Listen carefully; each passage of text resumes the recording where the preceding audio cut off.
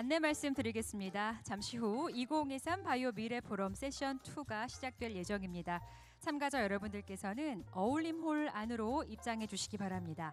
잠시 후 오후 3시 20분부터 2023 바이오 미래 포럼 두 번째 세션이 시작될 예정입니다. 참가자 여러분들께서는 행사장 안으로 입장하셔서 자리에 모두 앉아주시기 바랍니다.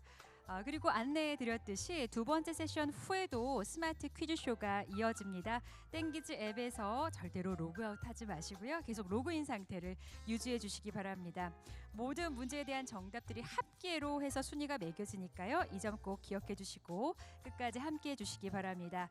아울러서 등록하실 때 받은 만족도 설문조사지를 행사 끝나고 나가실 때 등록 데스크에 제출해 주시면요. 저희가 또 리유저블 텀블러와 고급 타올까지 제공하고 있으니까요. 설문조사지도 작성해 주시고 끝까지 함께 해주시면 고맙겠습니다. 그럼 잠시 후에 뵙겠습니다.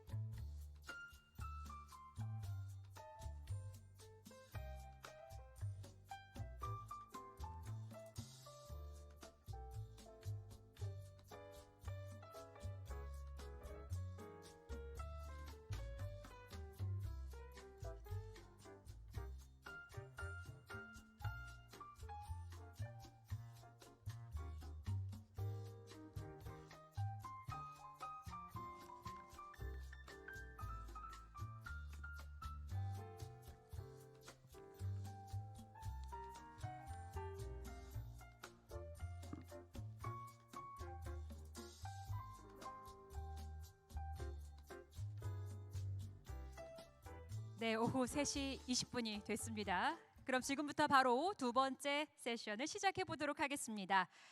두 번째 세션은요, 바이오 제조라는 주제로 진행이 됩니다. 첫 번째 순서로 CJ 제일제당 바이오기술연구소 신용욱 연구소장님께서 바이오 파운드리를 통한 바이오 제조 혁신이라는 주제로 말씀을 해주신다고 하는데요. 신용욱 연구소장님 지금 무대 위로 올라와 주셨는데요. 여러분 뜨거운 박수 부탁드립니다.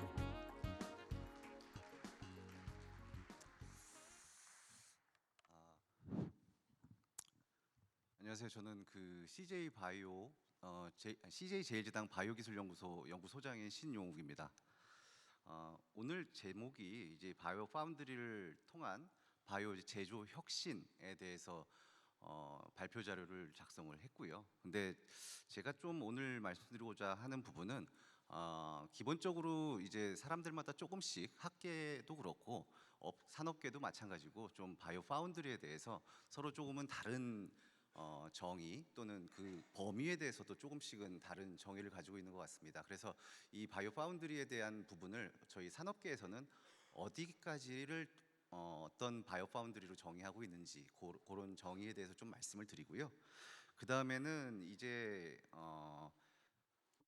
향후에 왜 바이오 파운드리가 이렇게 각광을 받을 것이며 이게 왜 필요할 것인가에 대한 산업적인 전망, 그리고 추가적으로 이제 이 바이오 파운드리라는 또는 바이오 제조라는 부분들이 산업적으로 큰 의미를 부여받기 위해서, 그리고 국가 경제에 어느 정도 기여하기 위해서는 어떠한 형태의 정부나 또는 제도적인 부분에 있어서 좀 그러니까 뭐라고 해야 되나요? 개선을 해 나가야 되는지, 그런 부분들에 대해서 좀 말씀을 드리도록 하겠습니다.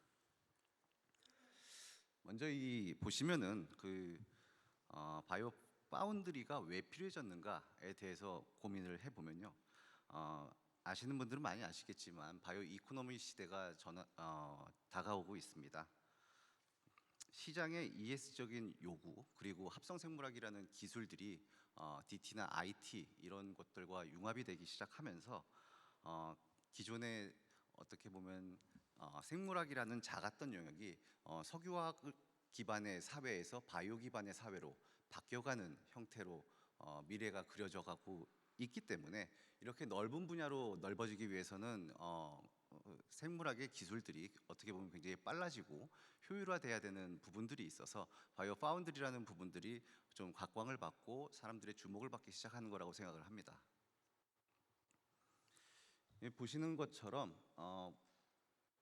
헬스케어라든지 푸드라든지 또는 에너지, 농업, 굉장히 다양한 분야로 많은 회사들이 이 생물학 기반의 어플리케이션들을 많이 만들고 있고요.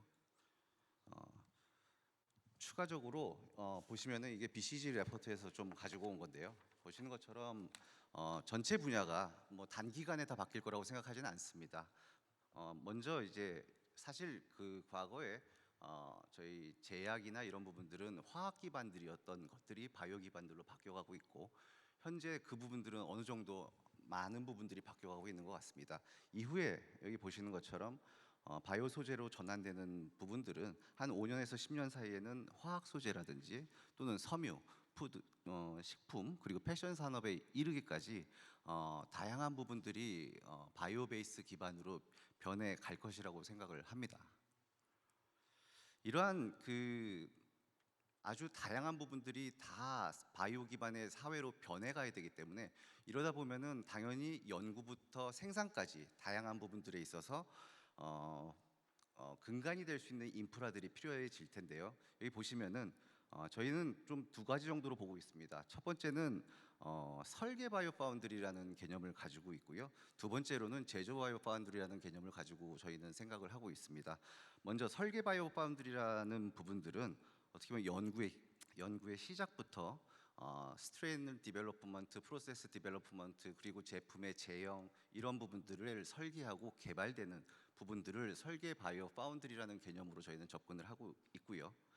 이후 이제 상업적인 제조 관점에서 스케일업을 하고 인허가를 하고 생산 설비를 구축하고 상업화 생산을 하는 영역에까지를 저희는 제조 바이오 파운드리라는 개념으로 바라보고 있습니다.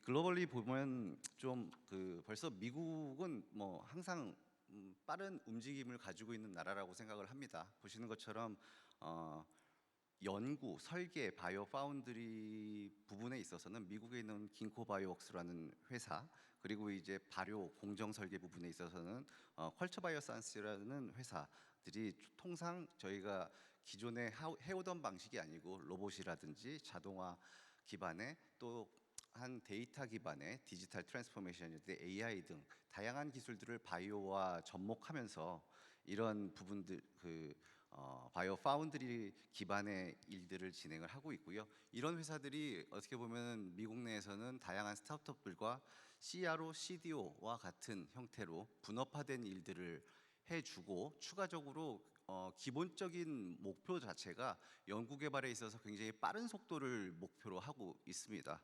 그래서 이런 부분들이 선진국이라고 볼 수 있는 미국 쪽에서는 벌써 많이 진행이 돼가고 있다라고 생각해 주셨으면 좋을 것 같고요.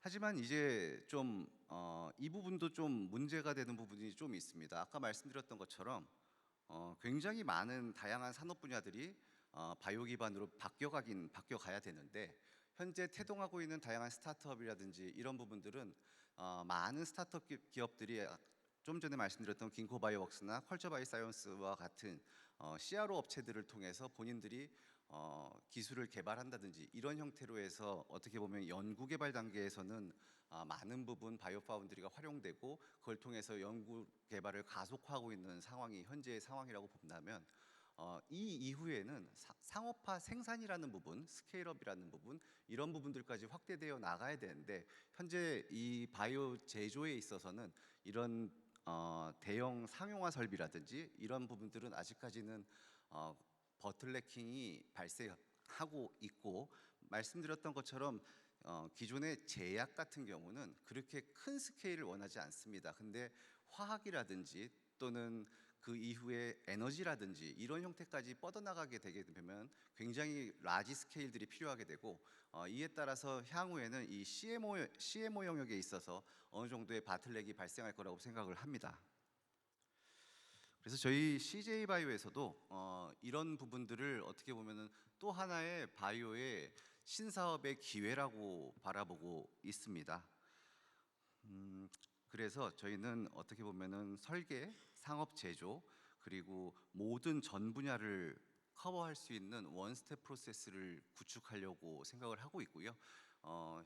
향후의 신수종 사업으로서 이 부분들을 저희가 확대해 나가려고 준비를 하고 있는 단계라고 생각하셨으면 좋겠습니다. 보시면은 먼저 이제 저희가 좀 전에 말씀드렸던 설계 바이오 파운드리에 대한 부분은 저희 경기도 수원에 있는 저희 종합연구소가 있습니다. 거기에 구축을 다 한 상태고요. 이곳에는 어떻게 그 스트레인 디벨롭먼트 파이프라인이랑 하이스루프 파이프라인 그리고 DNA 합성 파이프라인 이 세 가지 파이프라인으로 구성돼서 운영을 진행을 하고 있고요. 현재는 전체 유닛이 저희한테가 생각하는 영역에 있어서 필요한 연구 설계 바이오 파운드리들은 만들어져 있습니다. 그리고 향후에는 이 부분들을 더욱 확대해 나갈 것이고요. 그리고 추가적으로 현재 캐패시티는 저희 내부적으로 사용할 수 있는 수준까지는 다 되어 있고 이 상태에서 조만간에 이제 캐패시티를 업하고 이 부분을 한국에 있는 기업이라든지 또는 미국에 있는 기업이라든지 이런 다양한 스타트업들까지 확대해 나가려는 쪽으로 지금 진행이 돼가고 있습니다. 그리고 내부적으로 이런 자동화 파운드리를 이용해서 연구 개발을 했을 때 기존 대비해서 연구 생산성이 3배 정도 향상되는 부분까지는 확인을 했고요. 추가적으로 아까 말씀드렸던 것처럼 CMO 영역에 있어서도 저희는 준비를 하고 있습니다. 기존에부터 저희는 글로벌 해외에서 다양한 대형 스케일의 발효조라든지 정제 설비라든지 이런 부분들을 셋업을 해놓은 상태고요. 현재는 저희 자체적으로 사용을 하고 있지만 향후에는 이 부분들을 외부를 향하는 어떻게 보면은 저희 설비를 활용해서 다양한 스타트업이라든지 다양한 기업들이 위탁 생산을 하고 어떻게 보면 삼성 바이오로직스라든지 셀트리온과 같은 모델인데 동물 세포가 아닌 미생물 기반의 그런 형태로 바꿔가려고 하고 있습니다. 그래서 저희 CJ 바이오는 보시는 것처럼 연구 설계 시작부터 중규모의 커머셜 파일럿 그리고 대규모의 대량 생산에 이르기까지 다양한 부분들을 원스텝으로 할 수 있는 형태로 만들어가고 있고요. 저희가 이렇게 준비하는 부분들은 아까 말씀드렸던 것처럼 바이오 이코노미 시대가 다가올 것이고 그를 통해서 굉장히 큰 기회가 저희에게 있을 거라는 믿음 그리고 세상의 흐름 때문에 이 부분들을 진행해 나아가고 있습니다. 다만 이제 이거를 하다 보면 저희가 어떻게 보면 설계 바이오 파운드리는 국내에 있습니다. 아까 말씀드렸던 것처럼 광교에 있는 연구소에 위치하고 있고요. 다만 저희가 생산 바이오 파운드리는 다 해외에 위치하고 있습니다. 저희가 국내에서 이 부분들을 선도적으로 진행하지 못하는 부분은 여기 보시는 것처럼 인허가에 대한 부분입니다. 좀 예민할 수도 있지만 LMO 부분에 있어서 미국과 한국을 비교해 봤을 때 인허가의 기간이 굉장히 큰 차이가 납니다. 그러다 보니까 저희가 외부로부터 스트레인을 도입하고 그 스트레인을 GM 어떻게 보면 GM으로 조작을 하고 그 다음에 효율성을 높여서 다시 생산에 활용하고 그 생산된 제품들을 시장에 팔고 이런 부분들에 있어서 일정 부분 딜레이되는 부분이 있다 보니까 많은 부분 유동성이 떨어져서 이 부분 특히 제조에 있어서는 한국에서는 조금 못하고 지금은 연구개발용은 그나마 굉장히 짧은 기간이기 때문에 연구개발용이 가능한 그 설계 부분은 한국에서 진행을 하고 생산은 해외 쪽 특히 미국 쪽을 바라보면서 진행을 하고 있습니다. 대한민국 같은 경우는 어쨌든 간에 LMO 협약에 가입이 되어 있습니다. 그렇다 보니까 이 부분들을 점진적으로 완화해 간다 하더라도 일정 부분 한계는 있을 거라고 생각을 하고 아시는 분들은 아시겠지만 산업용, 연구용, 농식품용 그리고 제약용 이런 모든 부분들이 다 다른 부처에서 LMO법을 바탕으로 심사를 하고 있기 때문에 저희가 어떤 제품을 만들고 나서 그 제품이 어디에 쓰일 거냐에 따라서 계속 그 관리의 주체가 바뀌고 규제의 주체가 바뀌는 부분들이 있어서 이 부분들은 좀 일정 부분 시간이 걸릴 거라고 생각이 들기 때문에 어떻게 보면은 저희가 생각했던 또 하나의 대안은 규제 해제 특구에 대한 부분들을 좀 고민을 해봤었습니다. 현재 싱가포르 같은 경우는 배양육에 한해서는 규제를 굉장히 완화하는 특구 형태로 운영을 하고 있거든요. 그거와 비슷하게 합성생물학도 그리고 바이오 파운드리도 이러한 형태로 특정 지역이나 또는 특정 기술에 있어서는 일정 부분 규제를 완화해 줄 수 있는 특구나 이런 부분으로 좀 완화해 줄 수 있는 사례가 될 수 있지 않을까라는 쪽을 생각을 하고 있고 이런 부분들은 각 부처에 저희가 제안을 드리고 있는 상황입니다. 그리고 마지막으로 좀 드릴 말씀은 저희가 선도적으로 어떻게 보면 바이오 파운드리라는 것을 구축을 하면서 느꼈던 부분인데요. 확실히 이런 형태 자동화 기반의 파운드리로 바뀌어가면 바뀌어갈수록 연구하는 방식이 바뀌는구나를 많이 느끼고 깨닫고 있습니다. 그리고 연구의 속도가 굉장히 빨라진다는 것도 저희는 느끼고 있고요. 다만 현재 지금 대한민국 내부적으로는 이제 공공 바이오 파운드리에 대한 부분들이 아직 예탄은 진행하고 있지만 현재 만들어지지는 않은 걸로 알고 있습니다. 대한민국 바이오에 있어서 이런 형태로의 변화가 굉장히 필요하지 않나. 특히 미국이라든지 일본이라든지 유럽 같은 경우는 벌써 자체적으로 구축하면서 생물학에 연구하는 방법들을 다 바꿔가고 있거든요. 그러다 보니까 어떻게 보면은 대한민국의 바이오 연구 생산성이 좀 뒤처지지 않을까에 대한 부분들이 걱정이 되기도 하고 그리고 생물학 연구자들은 항상 많은 시간들을 실험을 하는데 활용을 합니다. 사실 저희가 연구라는 거는 이 그림에서 보시는 것처럼 디자인하고 러닝하는 데에 포커싱을 해야 되지 실험실에서 만들고 이런 쪽에 너무 많은 시간들을 뺏기게 되면 생산성이 당연히 떨어질 수밖에 없다라고 생각을 합니다. 그리고 마지막으로 어떻게 보면은 저희 나라에는 굉장히 많은 생물학 실험실들이 있습니다. 근데 많은 부분들의 자산들이 서로 공유되지 않고 휘발되어 버리는 경우들이 굉장히 많습니다.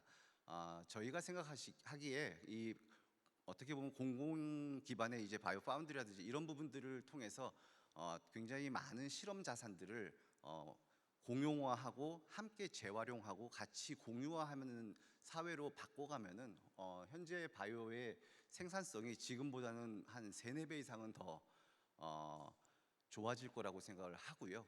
그것과 더불어서 어떻게 보면은 저희가 항상 꿈꿔오던 IT와는 다른 바이오가 가지고 있는 가장 느리다라는 단점을 빠른 바이오 시대로의 전환을 할 수 있지 않을까라는 생각을 하면서 저는 개인적으로 공공 바이오 파운드라든지 이런 부분들이 좀 많이 인프라가 확충돼서 대한민국 바이오 연구 생산성에 큰 도움이 됐으면 한다라는 생각을 말씀드리면서 오늘의 발표는 여기서 마치겠습니다. 감사합니다. 네, 고맙습니다. CJ 제일제당 바이오기술연구소 신용욱 연구소장님께서 뜻깊은 강연해 주셨습니다. 바이오 신사업의 기회로서의 각광받고 있는 바이오 파운드리에 대한 산업계에서의 정의와 또 범위, 상업적인 전망과 발전을 위한 개선 방안까지 제시해 주신 것 같습니다. 이어서 한국생명공학연구원 합성생물학연구센터 이대희 센터장님 모셔볼 텐데요. 초연결 바이오 시대의 바이오 제조 역량 고도화라는 주제로 발표를 해주실 겁니다. 여러분 큰 박수 부탁드리겠습니다.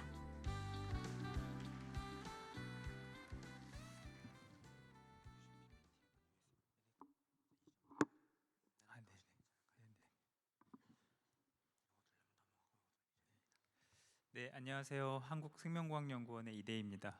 사실 제가 연구자여서 바이오 제조에 관련된 세션에서 어떻게 발표를 해야 되나 되게 고민스러웠는데 연구자 입장에서 바이오 제조가 어떻게 이루어질 수 있는지, 어떤 기술과 어떤 플랫폼이 필요한지에 대해서 좀 말씀을 드리겠습니다.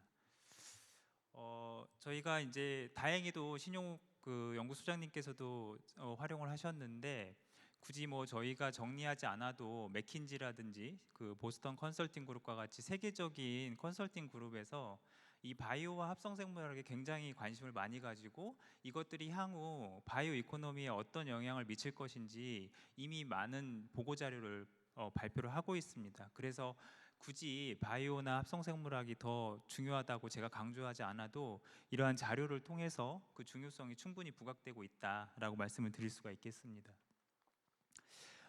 이제 방금 전에 이제 CJ에서도 여러 가지 그 좋은 기술적인 측면을 말씀해 주셨는데 결국에 저희가 바이오 제조라 하면 살아있는 생명체를 가지고 우리가 필요로 하는 물건들을 어떤 물질들을 만들어내는 거거든요. 그런데 궁극적으로 문제가 있어요. 기존의 공학은 살아있는 것을 다루는 것이 아니다 보니까 자동차처럼 그냥 표준화된 부품을 설계도에 맞게 조립을 하면 됩니다. 그럼 공산화가 돼서 공산품으로 저희가 쓸 수가 있는 거죠. 그런데 상상해 보세요. 생명체를 가지고 우리가 필요로 하는 어떤 물질을 만들어야 된다. 그런데 생명체의 기본적인 특징이 복잡하고 다양하고 조금 과학적으로 표현하지 않으면 말을 잘 들어먹지 않는다는 거죠. 그렇기 때문에 이런 것들을 생명체를 가지고 우리가 필요로 하는 물건을 만들어내야 되는데 효율성이 떨어지는 이런 문제가 이제 궁극적으로 드러나죠. 그래서 합성생물학이 등장하게 된 계기는 이런 바이오가 가지고 있는 고질적인 문제, 바이오 경제에 기여해야 되는데 다 산업에 비해서 굉장히 효율성이 떨어지는 이런 문제를 근본적으로 해결하기 위해서 바이오 연구를 새로운 접근법으로 해보자라고 해서 등장한 게 합성생물학입니다. 그래서 기존에 오른쪽에 보시는 것처럼 생명공학 연구가 탑다운식으로 기존에 있는 생명체를 어떻게 잘 활용해서 우리가 원하는 목적을 달성해보자 라는 것이 기존 연구 방식이었다고 하면 합성생물학이 등장하면서부터는 바텀업 방식으로 처음부터 우리가 원하는 기능을 갖는 생명체를 만들어서 더 효용성을 극대화시켜서 그거를 산업으로 바로 연결시키자. 이것이 합성생물학의 접근 방법입니다. 따라서 저희가 하고 있는 기본적인 생명공학의 연구 방법이나 산업계의 패러다임을 바꿀 수가 있는 기술이라고 볼 수 있겠습니다. 그런데 이 합성생물학에는 다양한 최첨단 기술들이 개발이 되긴 하지만 가장 중요한 것이 기존의 생명공학이 접근했던 것처럼 많은 인력과 오랜 시간과 많은 비용을 들여서 이 합성생물학을 할 수가 없습니다. 그렇게 세상은 그렇게 기다려주지 않고 오히려 이렇게 좀 새로운 혁신적인 방법을 빨리 어떤 현실화할 수 있는 중간 단계 매개다리가 필요한데 그게 바로 바이오 파운드리입니다. 이 바이오 파운드리는 합성생물학의 기술을 조금 더 빨리 자동화하고 그것을 테스트해서 그 안에서 어떤 일이 벌어지고 실제로 우리가 원하는 것이 만들어지는지를 확인할 수 있는 자동화된 플랫폼이죠. 그래서 이제 방금 그 신용욱 연구소장님이 말씀하신 것처럼 이런 그 자동화된 플랫폼이 있어야만 그 기술 개발도 가속화될 뿐더러 산업적인 혁신도 발전도 빨리 이루어지게 되는 겁니다. 그래서 이제 저희가 계속해서 이 바이오 파운드리를 강조를 하고 있고 또 하나는 이제 그 저희가 아까 그 기조 강연에서 그 말씀해 주신 것처럼 그 AI와 빅데이터와 여러 가지 이슈들이 이제 이 디지털 바이오 시대, 초연결 시대에 등장을 하는데 가장 중요한 거는 표준화된 데이터입니다. 아까 AI도 중요하지만 AI에 활용될 수 있는 표준화된 데이터가 훨씬 더 중요한 건데 이 합성생물학과 바이오 파운드리는 이 표준화된 데이터를 만들어낼 수 있는 바이오에서의 스탠다드입니다. 그렇기 때문에 이 디지털 시대에 합성생물학과 바이오 파운드리가 다시 또 등장하게 되는 것입니다. 그래서 기본적으로 합성생물학은 보시는 것처럼 디자인, 빌드, 테스트, 런이라고 하는 기본적 그 작동 원리에 의해서 이루어지게 되고요. 저희가 생명체를 다루다 보니까 DNA를 읽고 쓰고 편집하고 생명체를 만들어내는 과정들이 이 디자인, 빌드, 테스트 과정을 통해서 이루어지게 됩니다. 그렇지만 이것이 과거 생명공학의 접근 방식으로 접근했다가는 또 그동안의 시행착오를 다시 또 반복하는 것밖에 되지 않기 때문에 바이오 파운드리라고 하는 자동화된 플랫폼이 반드시 필요하게 되는 것입니다. 그래서 기존에는 저희가 생명공학의 연구가 그 인력에 의존해서 특정 노하우라든지 전문성이라든지 아니면 시간이라든지 이런 것들이 굉장히 많이 필요로 하게 됐는데, 그런 노력들을 이렇게 표준화하고 작업의 흐름을 자동화할 수 있게 만드는 과정으로 이제 옮겨가는 단계에 와 있습니다. 그래서 R&D라든지 산업계에서 단순 반복으로 일어나는 것들은 보시는 바와 같이 워크플로우를 만들고 그것을 굉장히 디테일한 프로토콜을 만들어서 저희가 코딩을 해가지고 그 셋업을 해놓으면 해당 작업은 연구자가 개입하지 않아도 그러니까 24시간 작동될 수 있도록 만들어내는 것이 이제 합성생물학과 바이오 파운드리가 결합하면 만들어지는 것이라고 볼 수가 있겠습니다. 그래서 저희가 이제 많은 사례 연구를 통해서 보여드리는 자료가 지금 보시는 자료인데요. 기존에 이제 합성생물학을 적용해서 제품 개발을 하지 않았던 것과 합성생물학이 등장해서 실제로 제품 개발에 어떻게 적용했는지를 지금 보시고 계시는데, 대표적으로 이런 아미르시라는 회사는 말라리아 치료제인 이 알티미신인을 10년 이상의 연구와 많은 비용을 들여서 개발을 해서 제품화를 했지만, 그 이후에 합성생물학에 매진을 하고 자체적인 바이오 파운드리를 구축을 해서 제품 개발을 시작했을 때 불과 7년의 짧은 시간 안에 15개의 물질을 상용화할 수가 있었거든요. 이런 식으로 굉장히 지금 산업화, 제품화할 수 있는 속도가 빨라지고 있습니다. 이것이 합성생물학 기술과 바이오 파운드리라고 하는 플랫폼이 결합되었을 때 일어날 수 있는 상승 효과라고 보시면 되겠습니다. 그래서 사실 저희 제가 근무하고 있는 한국생명공학연구원에서도 바이오 파운드리 베타라고 하는 설비를 구축을 해서 기존에 저희 연구자들이 파이펫을 들고 아침부터 밤 늦게까지 연구하던 단순 반복적인 일들을 이 바이오 파운드리 베타의 플랫폼에 워크플로우를 구성해서 자동화를 지금 현재 추진을 하고 있습니다.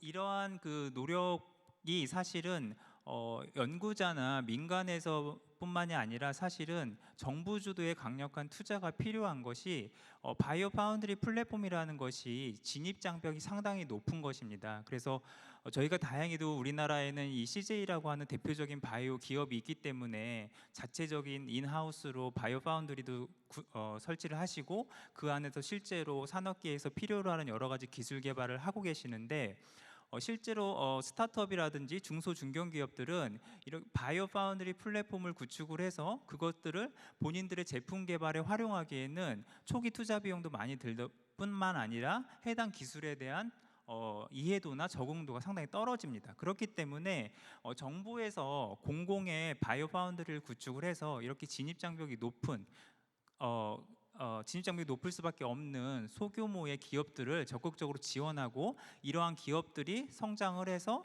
한 단계 더 스케일업 할 수 있도록 저희는 그 징검다리 역할을 해야 된다고 생각을 하고 있습니다. 다행히도 우리나라는 지속적으로 합성생물학과 바이오 파운드리에 관심을 많이 가지고 계시고 보시는 것과 같은 다양한 지원 정책을 펼치고 있습니다. 그리고 이제 합성생물학에서 쓰이는 그럼 기술이 무엇이 있느냐, 어떤 기술이 바이오 파운드리에 실려서 실제로 이게 바이오 제조로 연결이 될 수가 있느냐, 이런 것들을 좀 말씀을 드리려고 하는데, 제가 좀 영문으로 가져서 죄송한데, 대표적으로는 산업계에서 많이 쓰이는 효소라든지 생산균주, 발효균주들을 아주 짧은 시간 안에 많은 라이브러리 안에서 정말 우리가 원하는 베스트를 찾아내는 기술, 이 기술들이 대표적인 합성생물학 기술이 될 수가 있습니다. 또 하나는 말씀드린 것처럼 기존의 생명공학처럼 있는 미생물을 가지고 우리가 원하는 목적을 달성하는 그런 어려운 일을 겪는 것보다 처음부터 원하는 기능을 설정해 놓고 그걸 설계도에 따라서 만들어서 실제로 우리가 원하는 것들이 만들어지면 바로 산업적으로 활용할 수 있는 이렇게 인공 생명체를 만드는 기술, 특히 DNA 라이팅이라고 저희가 표현하는 DNA 설계도에 따라서 DNA에 ATGC를 하나씩 붙여서 설계도대로 만드는 기술, 합성생물학에서 굉장히 필요하고 우리나라가 다소 약한 부분 중에 하나입니다. 그래서 국내 합성생물학에서는 이 부분에 상당히 많은 투자를 하려고 노력을 하고 있습니다. 또 하나는 이제 우리나라 합성생물학이 그동안 화이트 바이오 중심으로 이루어졌다고 하면은 최근에는 바이오 헬스, 그리고 가장 최근에는 푸드와 에그리컬처, 그러니까 농업과 식품 분야로까지 확대되고 있습니다. 그런 측면에서는 우리가 합성생물학 기술을 지나치게 화이트 바이오 중심으로 볼 필요가 없겠다. 우리나라가 전통적으로 강한 분야를 강점 분야인 화이트 바이오도 중요하지만 우리가 뚫지 못한 새로운 분야도 합성생물학을 통해서 충분히 진입할 수 있겠다. 이런 측면에서는 합성생물학의 새로운 분야를 발굴해내는 것도 중요하다고 생각이 듭니다. 그리고 이제 그 ESG를 말씀을 해주셨는데 ESG에서 또 가장 중요한 문제가 탄소 문제입니다. 그런 면에서는 기존에 사회적으로 굉장히 이슈가 큰 문제들을 합성생물학 기술로 해결할 수 있는 것들이 필요하고 대표적으로는 이제 그 온실가스인 메세인을 이용을 해서 우리가 필요로 하는 물질을 만들어내는 것들이 실제로 필요하죠. 그리고 이제 그 탄소 중립이라는 표현을 많이 쓰시는데 합성생물학 기술에서는 탄소 중립이 아니라 탄소 네거티브입니다. 즉 탄소를 줄여주는 방향으로 가고 있어요. 네트 제로를 만드는 게 아니라 기존의 탄소를 더 줄여서 그것을 다른 탄소로 활용하는, 그러니까 우리가 필요로 하는 물질을 만드는 데 쓰는 것이죠. 그것이 대표적인 합성생물학 기술입니다. 앞서 설명드린 것처럼 우리나라는 테스트나 제품 생산 쪽 그게 굉장히 오랫동안 생명공학 연구를 투자를 했고 국내 합성생물학도 이것을 중심으로 해서 발전을 했습니다. 하지만 우리나라가 디자인, 빌드, 테스트를 완성하기 위해서는 앞서서 더 중요한 AI나 빅데이터가 훨씬 더 잘 활용되고 디지털 바이오에 적합한 단계라고 볼 수 있는 디자인이나 빌드가 훨씬 더 저희에게는 필요한 상황입니다. 특히 디자인 분야, 런 분야는 우리나라의 약점이고 이 부분에 조금 더 많은 투자와 관심이 필요하다고 개인적으로 생각을 하고 있습니다. 그래서 보시는 그림이 저희 한국생명공학연구원에 설치되어 있는 바이오 파운드리 베타입니다. 크게 중앙에 세워져 있는 그 하우징 안에 자동화된 장비가 들어가 있고 장비는 보시는 바와 같이 저 로봇에 의해서 오른쪽 하단에 보이는 그 로봇에 의해서 모든 그 시료가 옮겨지고 다음 단계의 실험이 진행이 되게 됩니다. 이렇게 되면 저 하우징 안에는 사람이 필요하지 않고요. 저희가 외부에서 어떤 시료를 넣어줬을 때 해당 워크플로우에 해당하는 일들이 저 안에서 모두 이루어지고 이제 연구자는 그 완성된 시료를 가지고 다음 단계의 실험을 진행을 하게 됩니다. 이런 과정을 통해서 합성생물학 기술이 자동화되고 이런 것들이 산업계에서 조금 더 제조 쪽으로 활용이 된다고 하면 바이오 매니팩처링이 가능해질 수 있다고 생각을 하고 있습니다. 하지만 이제 여전히 저희는 이제 베타라고 이름을 지은 것이 아직 완성형이 아니고 그리고 아직 제가 말씀드렸던 이런 스타트업부터 중소 중견기업을 서포트할 수 있는 충분한 커패시티를 갖고 있지 못합니다. 그런 측면에서 저희가 이런 베타 버전에서 충분히 노하우나 기술을 익히고 이런 것들이 국가 공공 바이오 파운드리가 구축됐을 때 활용이 돼서 우리나라가 조금 더 빨리 바이오 파운드리를 구축하고 활용할 수 있도록 도움이 될 수 있도록 노력을 하고 있습니다. 그래서 저희는 이제 앞서 말씀드린 것처럼 기존의 생명공학에서 했던 방법들을 이렇게 워크플로우로 다 구성을 하고 해당 단계별로 필요로 하는 프로토콜을 세밀화해서 코딩하고 실제로 이제 저희가 프로그래밍 랭귀지를 다 자체적으로 배워서 이런 것들을 실제로 진행을 하고 있습니다. 그리고 또 하나 다행인 것은 아직까지 이 각국에 있는 공공의 바이오 파운드리들이 오픈 되어 있는 상태에서 모든 정보가 공유되어 있고 서로 협력하는 분위기예요. 정치와는 무관하게 과학기술에서는 아주 긴밀한 협력이 이루어져 있고 합성생물학은 또 태생이 공유와 협력으로서 발생하는 학문이기 때문에 이 글로벌 바이오 파운드리가 저희에게 줄 수 있는 이점이 굉장히 큽니다. 그래서 우리나라도 현재 미국, 영국, 일본을 중심으로 해서 굉장히 활발한 커뮤니케이션을 하고 있고, 이런 글로벌 바이오 파운드리들이 가지고 있는 노하우나 기술 이런 것들이 공유됨으로 인해서 우리나라의 바이오 파운드리가 훨씬 더 빨리 정착할 수 있을 거라고 생각을 하고 있습니다. 그래서 이렇게 국제적인 협력도 굉장히 중요해서 저희가 이제 많은 바이오 파운드리를 돌아다녔었고요.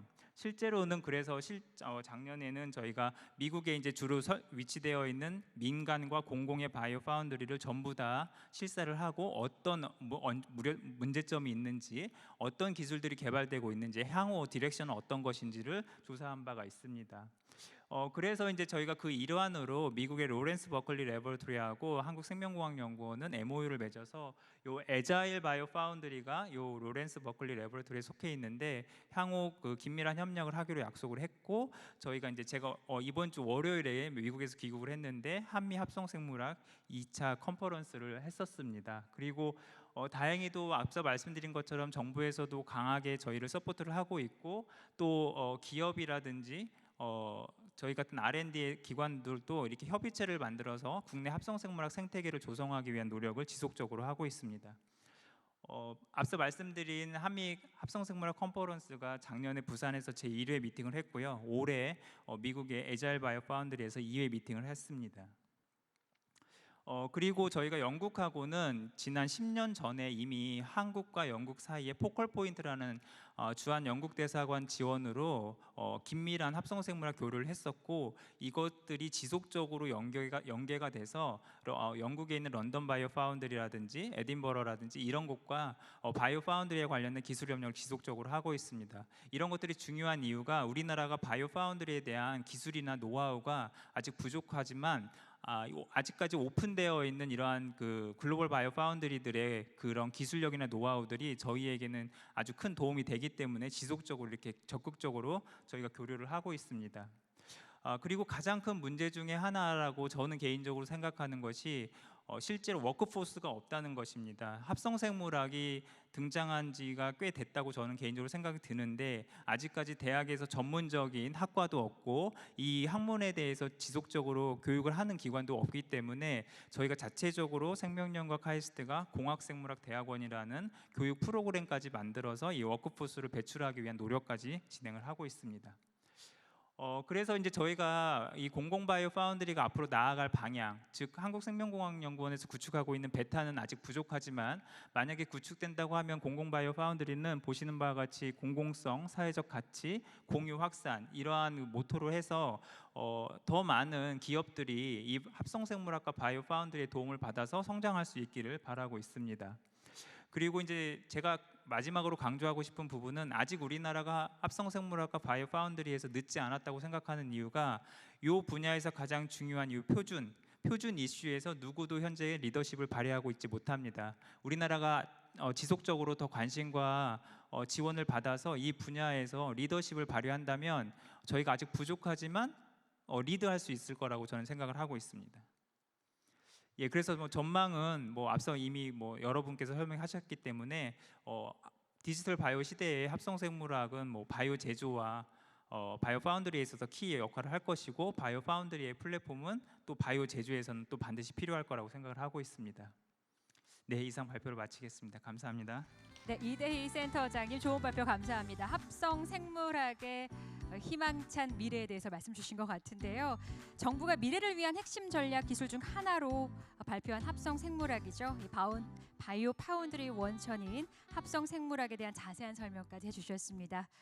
내용이 참 어렵네요. 제가 잘 이해하고 있는 건지는 모르겠습니다만 이어서 다음 강연 듣도록 하겠습니다. 다음으로는 과학기술정책연구원 정일영 본부장님께서 바이오 제조 혁신 기술 연구 및 산업 진흥을 위한 제도 혁신 전략이라는 주제로 발표를 해주신다고 합니다. 정일영 본부장님 무대로 이미 모셨는데요. 큰 박수 부탁드리겠습니다. 네, 안녕하세요. 과학기술정책연구원 정일영입니다. 우선 저희가 한 연말쯤 되면 이 바이오 분야에서 연구를 하고 계시는 연구계 산업학계 이렇게 분들이 모여서 저희가 이렇게 발표하고 토론하는 자리가 있는데 올해 또 이렇게 불러주시고 발표할 수 있는 기회 주셔서 정말 감사드립니다. 앞서 이렇게 마지막에 하니까 앞서서 이제 중요한 개념들을 다 말씀 주셔서 굉장히 편하고, 또 한편으로는 중요한 이야기가 다 나와서 제가 무슨 말씀을 드려야 될지 사실은 좀 어렵기는 한데, 또 이게 중요한 이슈니까 또 저도 말씀을 드려보도록 하겠습니다. 저희가 앞서서 얼마나 이 바이오 제조 그리고 그 안에서 돌아가는 합성생물학이나 바이오 파운드리가 중요한지 다 이제 인지하셨을 거예요. 그렇다면 우리가 바이오 제조를 향해 나가기 위해 우리가 어떤 것들을 지원해야 되는지를 저는 한 6가지 정도 말씀을 드리고 싶습니다. 우선 저희가 합성생물학, 이 바이오 제조를 구현하는 것에 합성생물학과 바이오 파운드리가 얼마나 중요한지 저희가 이제 다 들었습니다. 그렇다면 우리가, 그런데 이게 그 미국이나 다른 나라들은 사실은 합성생물학 이니셔티브라든가 이제 그 레벨에서 벗어나서, 이제 미국에서도 보시면 아시겠지만 미국의 바이오 제조 이니셔티브 이렇게 나오듯이 이제는 이 레벨로 올라갔어요. 이 레벨로 올라갔다는 거는 대통령이 이니셔티브를 내고 각 부처가 이제는 이거를 가져가서 이제 수행하기 시작했다는 거예요. 보시면 일본에서도 보시면 문건이 이제는 2019 바이오 전략 안에서 우리가 바이오 기술 안에서 특정하지 않고 우리가 바이오 이코노미를 지향하겠다. 근데 이 이야기가 뭐냐면 결국 이 전략이 나오고 나서는 경상성부터 시작해서 여기에 이제 농림수산성까지 각 부처가 이 전략을 정말 그 추진하기 위해서 어떻게 나가는지까지 되어 있거든요. 그렇기 때문에 우리가 이제 이 바이오 특정 기술이라든가 이제 이 한 영역에서 벗어나서 우리가 바이오 경제를 지향해야 바이오 제조의 강국으로 갈 수 있다라고 생각합니다. 두 번째는 우리가 그러면 바이오 제조 강국으로 가기 위해서 우선 우리의 잘하는 것을 알아야 하잖아요. 그래서 저희가 이제 저희 국내 R&D 현황들을 살펴봤습니다. 보시는 것처럼 연구비나 과제비가 다 우상향하고 있고요. 그다음에 특허도 계속적으로 나오고 있습니다. 근데 사실은 이렇게 그 국내에서만 보면 우리가 사실은 비교하기가 어렵기 때문에 다른 주요 국가들과 저희가 이제 작년에 나왔던 6대 기술을 비교를 해봤습니다. 보시면 뭐 논문이나 특허나 사실은 우리 그 한국이 얼마나 있는지 사실 찾아보기 어려울 만큼 뭐 미국이나 중국이나 영국이 굉장히 압도적입니다. 특히 특허 같은 경우에는 미국이 뭐 중국도 따라올 수 없을 만큼 거의 모든 분야에서 다 특허를 가지고 있는데요. 그래서 사실 이렇게 정량 분석으로는 우리가 뭘 잘하는지 좀 알아보기 어려웠어요. 그래서 정성 분석을 통해서 연구자들에게 여쭤봤을 때 우리가 이제 DNA 설계나 이 부분에서도 좀 기술력이 높고 그다음 대사경로 설계는 굉장히 잘한다라고 말씀 주시더라고요.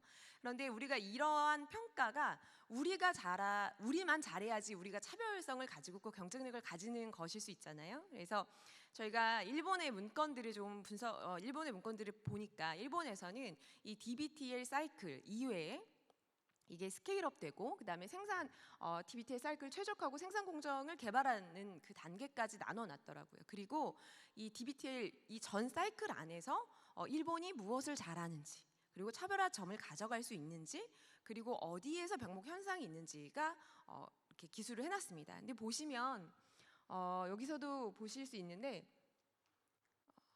이제 대사경로 설계 이런 쪽에서도 차별화를 가져갈 수 있다라고 되어 있는 거예요. 우리만 잘하는 줄 알았는데 일본도 잘한다고 생각을 하는 거죠. 그리고 지금 뭐 사실 이 자동화 공정에서는 사실 산업용 로봇이 일본이 굉장히 잘하고 우리 그 한국에서도 잘하지만 차별화 전략을 가져갈 수 있고, 이 안에서 이제 앞서서 신용욱 상무님도 이제 소장님도 말씀 주셨는데 이 병목 현상에서 이 스케일업이 어려운 것을 지적을 하고 있습니다. 사실 균주 같은 경우에 실험실 랩에서는 괜찮은데 이게 대량 생산할 때는 좀 어렵다는 거죠. 그걸 병목 현상으로 지적하고 있고, 그래서 이거에 잘 대응해야 된다라고 이야기하고 있는 거예요. 그래서 사실은 CJ가 지금 타겟하는 그 영역은 굉장히 중요한 영역이고 너무 잘 가고 있다라는 생각을 했습니다. 그리고 그 문건에서 보면 일본은 이 DBTL 사이클 안에서도 일본은 지금 D와 L 단계에 우리는 초점을 맞추겠다. 그리고 다른 국가들을 보니까 중국은 D와 B에 맞춰져 있고 이제 영국 같은 경우에 DBTL 모두 다 강점을 가지고 있는 것 같다라고 분석을 해놨더라고요. 그리고 중요한 건 우리는 그러면 디자인과 런 단계에서 어떻게 할지를 이렇게 전략을 다 구축해서 세워놓고 있고요. 근데 더 중요한 건 뭐냐면 우리가 D와 L을 일본에서는 디자인과 런을 할 건데 각 부처는 영역이 다르기 때문에 사실 보시는 것처럼 경산성은 D와 L을 할 수 있지만 또 농림수산성은 DBT를 할 수 있잖아요. 이렇게 부처가 나눠져서 지금 전략을 세우고 있다는 거예요. 그래서 결국에는 지금 이제 바이오 제조 강국을 가기 위한 바이오 파운드리 정책은 기술별, 단계별, 그리고 부처별 대응 전략이 굉장히 세부적으로 도출되어야 되는 굉장히 중요한 시기라고 생각을 합니다. 그리고 세 번째는 우리가 바이오 제조를 위해 바이오 파운드리나 합성생물학 연구들을 지금 진행하고 있는데 어떻게 해야 될까 정책적으로는 저희가 이니셔티브가 작년에 나왔고 지금도 이제 과기부에서 여러 가지들을 준비하고 계시고 그다음에 첨단 바이오 안에 합성생물학이 국가전략기술 안으로 들어가 있습니다. 그런데 사실 여기에 머무르지 않았으면 좋겠어요. 영국 같은 경우에는 2012년에 이 합성생물학 로드맵이 나오고 이것을 가지고 지속적으로 정책이 추진되고 있습니다. 일본에서도 지금 바이오 경제라고 하는 이 네이밍 안에서 이 바이오 전략 2019를 가지고 그 전에도 있었고요. 이걸 가지고 계속적으로 시행 전략들이 나오고 있습니다. 그리고 중국 같은 경우에는 14차 5개년 계획 안에 이렇게 지금 이 합성생물학이나 바이오 파운드리 이 바이오 제조에 대한 내용들이 굉장히 많이 담겨져 있고 14차 5개년 계획뿐만 아니라 그 전에 13차 5개년 계획 안에서도 계속적으로 담겨져 있습니다. 근데 저희가 생각해봐야 되는 건 뭐냐면 독일 같은 경우에는 굉장히 예전부터 한 2000년대 초반부터 영국 커뮤니티가 굉장히 활발히 발전되어 왔었고요. 지금 뭐 교수직이 생긴 것은 한 2009년. 그리고 영국 커뮤니티가 굉장히 잘 발전되어 있습니다. 그래서 독일에 보시면 이 많은 영국 커뮤니티가 리서치 활동과 이 커뮤니티 활동들을 이 그래프를 통해서 보실 수 있을 거예요. 그런데 저희가 문건들을 계속 찾았어요. 독일에서의 바이오 전략이나 이쪽에 대한 게 뭐가 있을까? 근데 문건이 없더라고요. 이게 저희가 봤을 때 독일은 우선 연구 커뮤니티 바텀업에서 굉장히 활발하신 것 같아요. 그런데 이게 이제 국가가 끌고 가는 이니셔티브가 아직은 없는 것 같습니다. 그래서 사실 이 여러 가지 논문이나 특허를 봤을 때 사실 독일이 두드러지지 않아요. 굉장히 옛날부터 영국 커뮤니티가 생긴 것에 반해. 그래서 저는 이 합성생물학을 포함한 이 바이오 제조가 진행하기 위해서는 국가가 지속적으로 전략 로드맵 안에, 그러니까 기술 로드맵 그리고 정책 로드맵 안에서 지속적으로 추진되어야 한다라는 것이 정말 무엇보다 필요하다라고 생각을 하고 있습니다. 그리고 네 번째는 저희가 결국에는 이 지금뿐만 아니라 후속 연구 세대가 나와야 사실 이 분야가 계속적으로 발전할 수 있는 거기 때문에 보시는 것처럼 사실 아이잼은 미국에서 있는 미국 합성생물학 대회는 사실 여러 가지 그 연구의 저변을 넓히는 것 중에 하나일 거예요. 그리고 근데 이 아이잼이나 이 연구의 저변을 넓히는 게 왜 중요하냐면 이걸 통해서 그 후속 세대가 이 분야를 알 수도 있지만 그리고 또 그걸 통해서 스타트업들이 나오고 지금 영국에서도 이 아이잼 대회에 참여했던 친구들이 스타트업으로 나오는 지금 상황이 나오고 있습니다. 그리고 영국에 굉장히 많은 이제 조직과 커뮤니티가 있고 여기서 보시는 것처럼 많은 유럽 국가들이 이 아이잼 대회에 계속적으로 참여하는 그 수가 계속 늘고 있고 그다음에 유럽 전 세계와 유럽이 이제 어떤 지금 분야에서 트랙에서 또 하고 있는 그 비율도 보고 있고 그래서 저희도 이 연구의 저변을 넓히고 학과나 지금 이제 앞서서 저희 이대 센터장님도 말씀 주셨는데 학과 그리고 연구 커뮤니티를 확대하는 것에 적극적인 노력을 펼쳐야 된다고 생각을 하고 있습니다. 다섯 번째는 저희 산업 생태계를 이야기하고 싶습니다. 저희가 사실 바이오 파운드리를 이야기하는 이유도 그만큼 스케일업을 통해서 산업 생태계를 만들고 싶은 거잖아요. 지금 중국 같은 경우에는 4개의 바이오 클러스터가 있고 중국에서는 아까 일본의 문건에 따르면 D와 B라고 이야기했지만 이 4개 클러스터 중에 이 선전 쪽에 있는 곳은 DBT, LF 그 모든 단계를 다 하고 있습니다. 그리고 여기서 보면 베이징이나 상하이 쪽에 있는 곳은 합성생물학과 AI가 같이 융합되어 있어요. 그리고 그 지리적으로 그 근접해 있다는 것 자체만으로도 이렇게 융합되는 논문들이 나오고 있습니다. 그래서 저희가 이런 클러스터 전략도 우리가 이제 발전을 위해서 좀 고려했으면 좋겠습니다. 그리고 저희가 이 바이오 파운드리나 합성생물학을 발전시키고 바이오 제조의 강국을 가기 위해서 초기부터 민간 기업과 협업했으면 좋겠어요. 당연히 지금 CJ에서도 너무나 적극적으로 같이 가고 있는데 지금 일본의 이 선전 지역에는 홍콩의 리카싱 그 자선재단이 투자했고 이 안에서 바이오 파운드리를 민간 기업과 같이 가고 있습니다. 그래서 저희가 초반부터 같이 논의하는 장이 있었으면 좋겠다고 말씀드리고 싶습니다. 그리고 저희가 지금 이렇게 아이잼 대회에 참여하고 커뮤니티가 늘어나면 결국에는 그 학생들이 나와서 스타트업 정책에서도 보편성과 접근성이 높아지면서 일상의 창업이 가능하지 않을까라고 꿈꿔봅니다. 그리고 두 번째는 저희가 바이오 파운드리가 나온다면 많은 스타트업 기업들이 이제 성장하는 창업을 할 수 있고 그걸 통해서 저희가 굉장히 우리가 가치 있는 창업과 정말 우리가 유니콘 기업들도 기대해 볼 수 있지 않을까. 당연히 저희 내부에 한국의 규제 상황이 굉장히 강한 것은 알고 있지만 그럼에도 불구하고 우리가 이렇게 토대를 마련하는 것은 굉장히 중요하다라고 생각합니다. 그리고 저희가 우리나라의 모든 산업이 그럴 거예요. 국내 시장을 타겟하고 있지 않잖아요. 글로벌 시장을 타겟하고 있기 때문에 저희가 R&D 지원 정책을 설계할 때도 뭔가 이 기업이 스타트업이든 대기업이든 그 모든 기업들이 국내에서 무언가를 하는 정책이 아니라 글로벌 안에서 나가면서 할 수 있는 글로벌과 연계되는 R&D 지원 정책이 필요하다라고 생각되어집니다.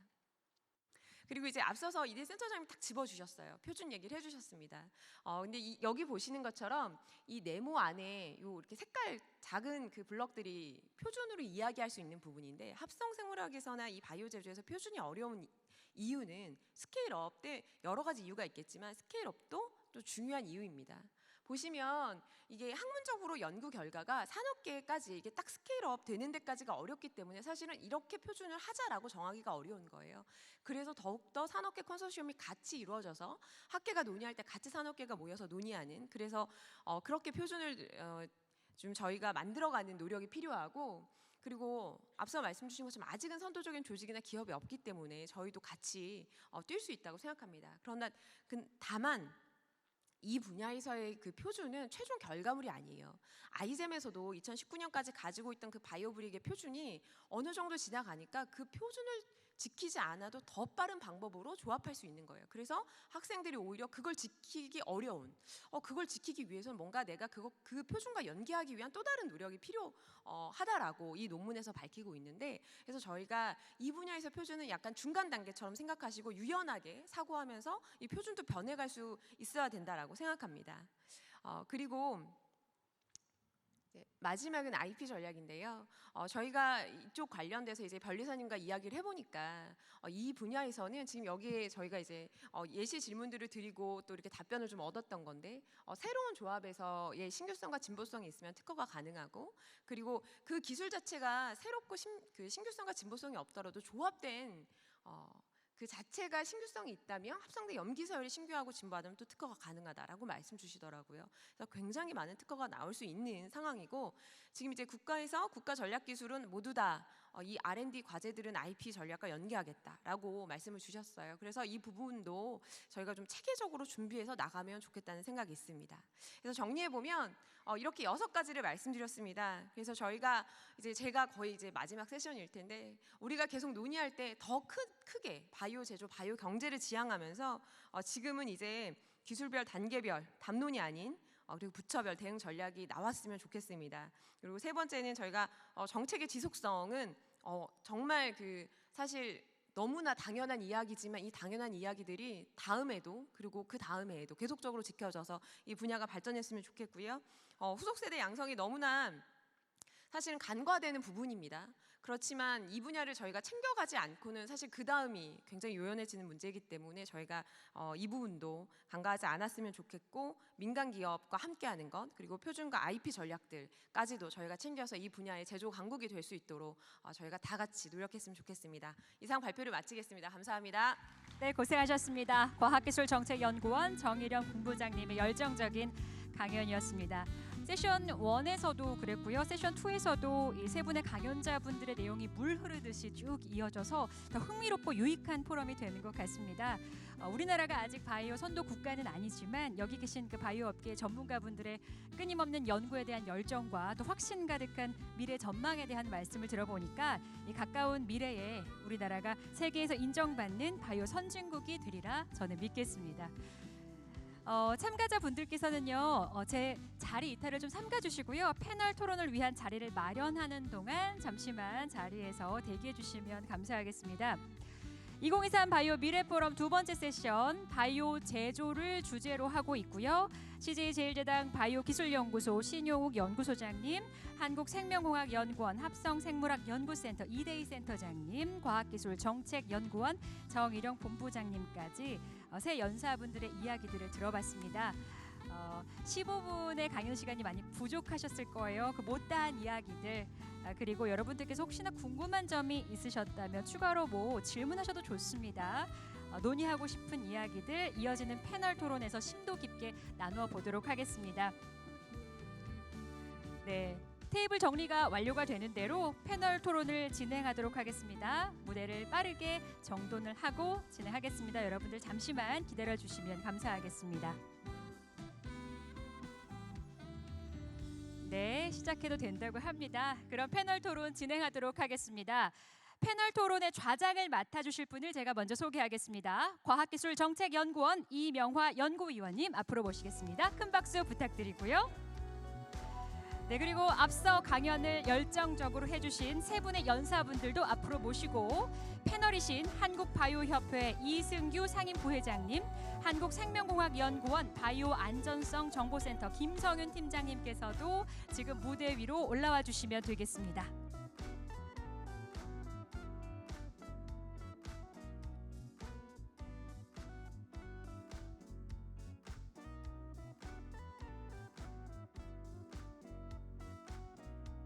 네, 활발한 토론, 적극적인 토론, 열정적으로 더 해주실 수 있도록 여러분 큰 박수 다시 한번 부탁드리고요.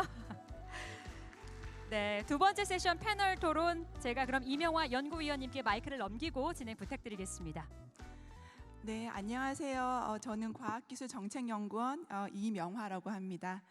이렇게 그 바이오 제조 혁신에 대한 세 분의 발표를 들었고요. 발표 과정에서 정말 바이오 부분에 엄청난 변화가 있구나. 그게 이제 합성생물학, 바이오 파운드리라고 하는 그런 이제 혁신적인 기술과 혁신적인 인프라를 통해서 정말 전 산업에 엄청난 영향을 미치는 그런 이제 변화들이 시작됐고 본격화되고 있구나라는 생각이 들었습니다. 지금 세 분의 발표를 들었고 지금 두 분의 이제 토론자가 이제 와 계신데요. 일단 그 두 분의 이제 토론자께서 이번 그 바이오 제조 혁신에 대해서 어떻게 생각하시는지 그 부분을 먼저 들어보고 전체적인 토론을 시작하려고 합니다. 우선 이승규 바이오협회 부회장님께서 산업계에서 생각하시는 바이오 제조 혁신 그리고 어떤 부분이 좀 필요한지 이런 부분들을 말씀해 주시면 좋을 것 같습니다. 예, 방금 소개받은 한국바이오협회 이승규 부회장입니다. 제가 하고 싶은 얘기를 정일영 박사님께서 아주 순화해서 잘 해주셔가지고 제가 할 말이 별로 많지 않습니다. 일단 저희가 합성생물학을 볼 때는 특히 뭐 합성생물학과 바이오 파운드리를 볼 때는 두 가지의 큰 이슈가 나오면서 좀 더 트렌디해지고 물결화되지 않았나. 그다음에 우리나라가 좀 더 거기에 집중할 수 있는 필요성을 느끼지 않았나 봅니다. 하나는 뭐냐면 이번에 이제 팬데믹을 거치면서 앞에서 발제자들이 많이 해주셨지만 아마 처음으로 세계 최고 수준의 민간 바이오 파운드리를 구축한 긴코 그 바이오웍스에서 모더나랑 같이 백신을 만드는데 아주 많은 이바지를 했다는 부분이 산업적으로 물론 R&D에서 랩에서 했던 부분이 아니고 스케일업이 된 부분에 산업적으로 큰 의미를 준 것이 가장 큰 터닝 포인트가 되지 않았나 싶고요. 또한 이제 정책적으로 본다면 미국에서 작년에 이제 IRA 나올 때 행정부는 연구 개발뿐만이 아니고 제조, 공급망, 일자리 창출까지 전 섹터를 다 건드리면서 지원을 강화하겠다고 나왔었거든요. 결국 이 말은 뭐냐면 이제는 어떤 자기가 핵심 기술을 가지고 바이오 경제 시대에 자국 내에서 생산해서 자국의 이익을 하는 패권주의로 간다고 하는 그런 정책적인 면이 두 가지가 있는 것 같습니다. 그래서 저희가 이 합성생물학과 바이오 파운드리를 볼 때 단순히 R&D에서 스케일업을 해서 산업화하는 그 과정의 관점만이 아니고 이제는 경제 안보에 관련된 부분의 관점까지 봐야지 이게 전체적으로 이해가 되고 저희가 전략을 만들 때 좀 더 절실하고 각각 부처와 각각의 플레이어들이 어떤 일을 해서 효과적으로 뭔가를 만들어내는지에 관련된 부분에 좀 더 치밀한 전략이 나오지 않을까 생각을 합니다. 그래서 이러한 이제 두 가지 관점에서 저희가 좀 오기 전에 과연 그렇다면 지금 바이오 파운더리가 합성생물학이 이렇게 이슈가 되기 이제 그 트렌드해지했을 때 과연 이슈가 몇 가지가 있을까라고 하는 걸 저희 이슈를 좀 저희가 같이 진행해 왔는데, 첫 번째 이제 데이터에 관련된 부분, 그다음에 이제 앞부분에서 너무 많이 말씀을 하셨는데 아직 바이오 빅데이터에 관련된 구축에서 활용 방안에 관련된 부분이 아직 데이터가 정확하게 많은 논문들은 나오긴 했지만 이 과연 산업적으로 과연 이 빅데이터를 어떻게 활용할지에 관련된 부분이 정확하게 나오지 않은 부분이 저희가 좀 더 고민해야 될 부분이라고 보고요. 이제 표준화 얘기는 너무 많이 나오셨지만 약간 제가 좀 달리 봤던 게 아까 이제 소장님 생명연의 그 센터장님께서 말씀하실 저희는 이게 이제 바이오 파운드리가 나오고 몇 번의 그 스케일업 과정을 거치고 산업화되면서 리딩 컴퍼니들이 표준화의 주도권을 잡을 거라고 생각을 했었는데, 만약 그렇지 않다고 한다면 저희가 또 다른 기회를 가지게 될 텐데 과연 그 또 다른 기회를 잡을 수 있는 니치 포인트가 뭔지에 관련된 부분이 저희가 좀 더 고민을 해야 되는 부분이 아닐까 싶고요. 또 지금은 이제 바이오 파운드리가 소재에 국한되어 있습니다. 그러니까 이제 소재를 개발해서 그 응용한 사원판을 가는 걸로 되어 있는데, 저는 아마 이제 생명연도 그렇고 과기부에서 예타를 준비하고 있는 상황들이 이제 분명히 있다고 좀 들지만, 제가 이런 얘기를 하게 되면 너는 산업계에서 왔기 때문에 그런 얘기 아니라 하는 얘기를 너무 많이 듣는데, 저는 바이오 파운드리 같은 합성생물가 됐건 최종적인 사용은 뭐냐면 생산해서 산업화되는 게 최종적인 목표이거든요. 그러니까 결국은 소재 개발하는 과정도 물론 중요하긴 하지만 그 소재 개발을 통해서 산업화하는 것까지의 예타가 좀 준비돼야 되고, 앞단도 물론 치밀하게 준비를 하시지만 그 스케일업 과정에서 산업화되는 것까지에 관련된 부분에 활용도에 관련된 부분이 저희가 좀 더 집중해야 되지 않을까 싶습니다. 그리고 또 하나가 이제 경제성에 관련된 부분이 좀 더 아마 얘기가 좀 나올 텐데, 지금은 아무래도 이제 아직까지는 초기 단계이기 때문에 그 제품 출시 비용이 아주 높은 과정이 있거든요. 그렇다면은 우리가 디벨롭하는 과정에서 이 제품의 높은 프라이스를 낮출 수 있는 그 연구도 저희가 후발주자이기 때문에 같이 공유를 해서 로드맵에 같이 나와야 되는 부분이 분명히 있다고 봅니다. 그리고 또 이제 수요적인 부분은 아무래도 이게 초반에는 많은 데이터를 가지고 응용을 해서 여러 가지 이제 그 스케일업 생산에 관련된 부분이 있기 때문에 주로 이제 대기업의 위주로 될 수밖에 없는 부분인데, 아까 우리 정 박사님 말씀대로 이건 어느 정도 일정 시장에 저희가 터닝을 몇 번 러닝을 해보면 상당히 큰 창업의 기회를 줄 수 있는 부분이기 때문에 저희는 이게 대중소기업과 벤처가 같이 할 수 있는 부분에 뭔가 목적성도 가져야 된다고 보고 있고요. 그다음에 인력에 관련된 부분은 뭐 더 저희가 말할 필요는 없겠지만, 저희가 저는 좀 더 아까 모두에도 말씀드렸지만 이게 이제는 기술이 독점 시대가 다가올 수밖에 없거든요. 그러니까 미국은 벌써 한번 돌려봤기 때문에, 그리고 산업적으로 어떤 매력점을 가지고 있는 걸 봤기 때문에 거기서 분명히 기술 독점을 하려고 들 거고, 과연 후발주자인 우리가 그 기술 독점의 시대에서 어떻게 생존하고 뭔가 의미 있는 가치를 갖는지에 관련된 부분은 저희가 좀 더 고민할 좀 시점이 되지 않을까 이렇게 생각을 합니다. 일단 짧게 이렇게 말씀드리도록 하겠습니다. 네, 감사합니다. 그 지난 세션에서 나왔던 그런 데이터 이슈부터 다시 한번 이제 지적을 해주셨고요. 그리고 생산에서 산업화, 그러니까 연구 단계에 끝나지 않고 그 산업화되는 그 부분까지 사실은 우리가 고민하고 준비할 필요가 있다, 이런 얘기를 해주신 것 같습니다. 다음은 한국생명과학연구원 바이오 안전성 정보센터의 김성윤 팀장님께서 오늘 사실은 합성생물학 얘기를 하면서 바이오 파운드리 얘기를 하면서 규제나 제도 얘기가 사실은 크게 부각되지 않았었거든요. 그래서 그 부분에 대해서 좀 집중적으로 말씀을 해주시면 좋을 것 같습니다. 네, 감사합니다. 한국생명과학연구원 바이오 안전성 정보센터에서 유전자 변형 생물체의 안전 관리에 대한 법, 제도, 운영 그리고 개선 업무를 지금 담당하고 있는 김성윤이라고 합니다. 오늘 발표를 통해서 그 합성 생물학에 대한 미래 전망, 그리고 규제 개선에 대한 어떤 요구 이런 것들을 잘 들었습니다.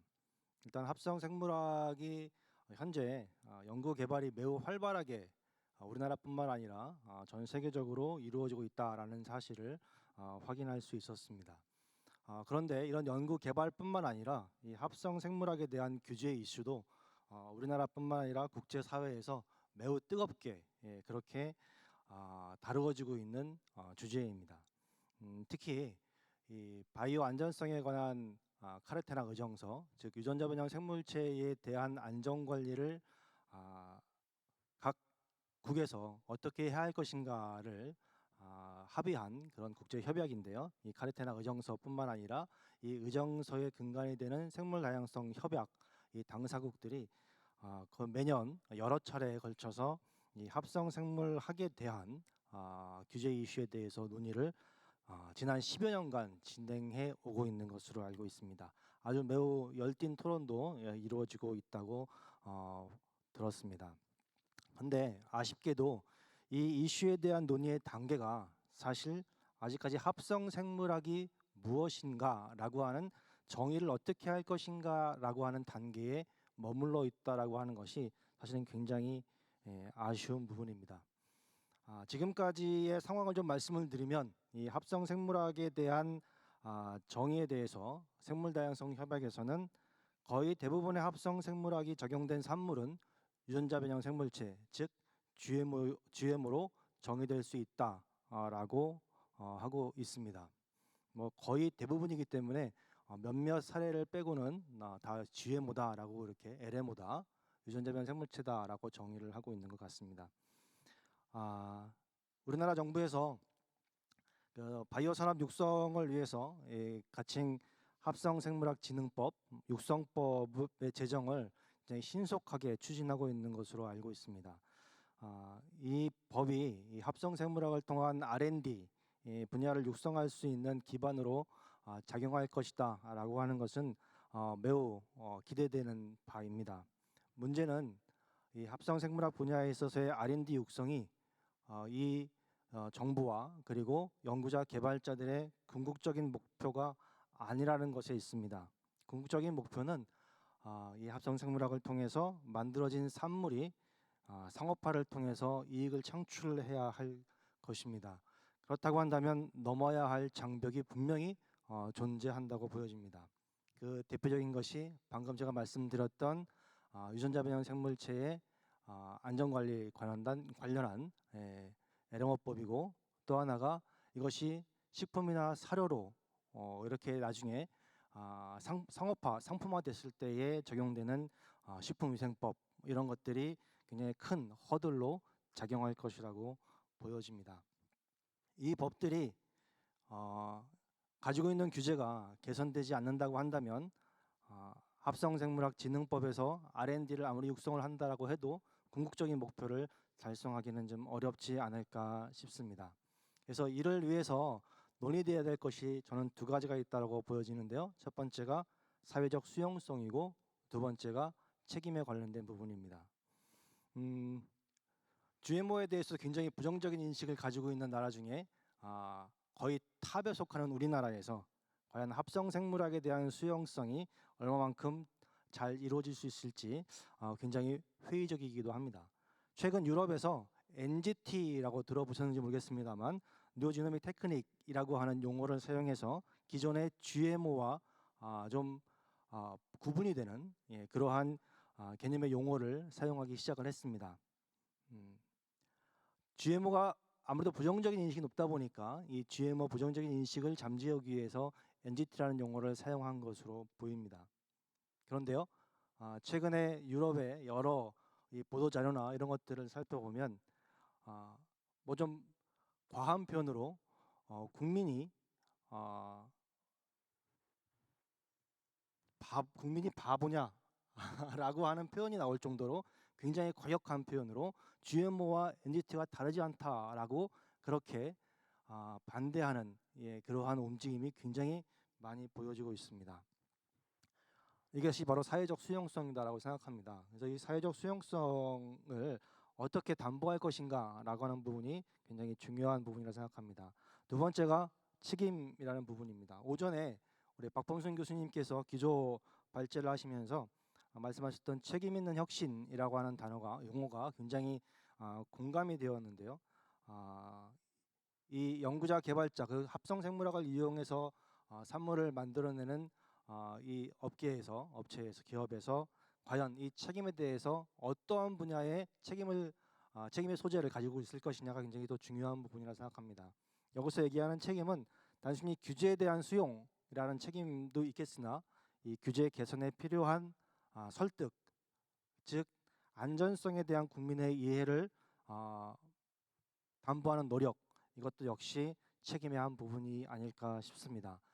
이러한 노력들이 같이 있어야만 이 합성 생물학에 대한 그런 미래 전망이 좀 더 장밋빛이 아닐까라는 생각을 해보게 되었습니다. 네, 제 토의는 이 정도로 마치도록 하겠습니다.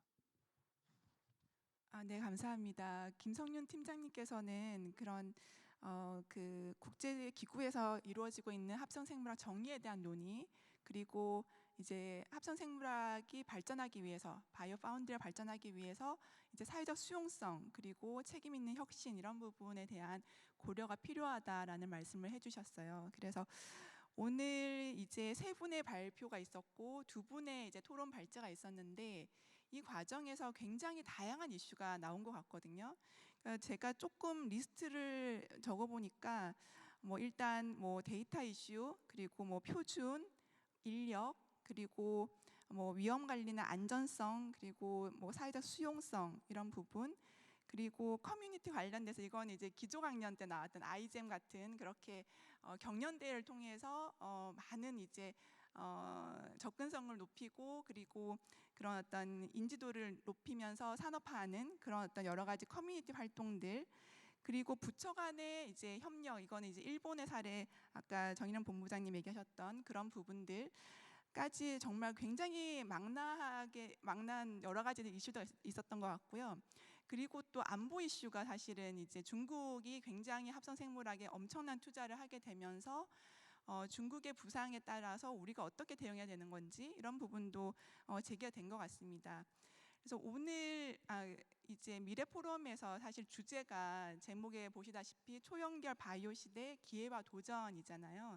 그래서 오늘 이제 이 세션이 마지막 세션이기도 하고 이렇게 발표와 토론 발제를 들으면서 지금 계신 분들이 그러면 그런 바이오 제조 혁신을 위한 그런 기회를 최대화하기 위해서 정말 우리 정부는 무엇을 해야 되는지, 그리고 바이오 제조 혁신으로 동반되는 아까 말씀하셨던 위험 관리, 안전성 관리, 뭐 사회적 수용성 이런 여러 가지 그 안보 이슈 이런 것들 같은 이제 도전 이슈들을 우리는 어떻게 준비하고 대비해야 되는지 이런 부분들을 가지고 좀 전체 토론식으로 진행을 하려고 합니다. 그래서 일단 다시 한번 이미 발표에서 나오기도 했고 조금씩 언급된 부분들이 있지만 지금 이제 다른 분들의 발표를 들으면서 어떻게 좀 보시고 뭘 좀 추가하고 싶으신지 그런 부분들을 좀 들어봤으면 좋겠고요.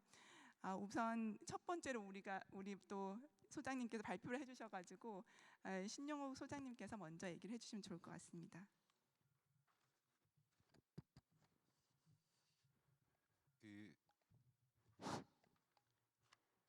그러니까 제가 아까 발표를 하면서 말씀드렸던 부분 중에 이제 규제라든지 또는 인프라라든지 이런 부분들은 좀 말씀을 드렸던 것 같고요. 사실 어떻게 보면 저희는 회사이고 기업체이다 보니까 좀 규제에 있어서도 조금 저희 스스로가 조금 뭐라고 해야 되나요? 이해가 안 되는 부분 그런 부분들이 좀 존재를 해요. 저희가 통상 만일 미국에 있는 FDA라든지 일본에 있는 후생성이라든지 이런 쪽에서 이제 LMO 기반 또는 GMO 기반의 인허가를 다 받고 어떻게 보면은 등록까지 다 끝난 미생물을 들여와서 저희가 제조를 한다라고 생각을 해보세요. 근데 중요한 거는 그 미생물을 가지고 만들어진 산물을 저희는 100% 미국이나 일본이나 뭐 중국 이런 나라들로 수출을 할 겁니다. 근데 현재의 구조는 그렇습니다. 저희가 100% 한국에서 소비되지 않고 아까 말씀하셨던 것처럼 한국 같은 경우는 GMO나 LMO에 대한 수용성이 좀 굉장히 낮기 때문에 한국에다가 물건을 파는 것도 아니고 한국에서 제조해서 해외에서 등록된 해외에서 사용될 물건인데도 저희가 만약 그 미생물 또는 균주를 들여와서 생산을 할 경우에는 들여올 때도 인허가에 대한 부분들이 발생하고요. 생산 허가를 받을 때도 인허가에 대한 것들이 발생합니다. 그 사전에 FDA나 후생성에서 다 벌써 받았던 제품일지언정 그래서 굉장히 어떻게 보면은 이런 부분들은 대한민국 내부에 어떻게 보면 바이오 제조에 있어서 좀 한계를 만들고 있는 상황이지 않나라는 생각을 하고 국내에서 사용되지도 않고 해외에서 전량 사용된다라고 치면 이런 부분들은 좀 아이러니한 상황이 만들어지는 거 아닌가라는 생각을 종종 하긴 합니다.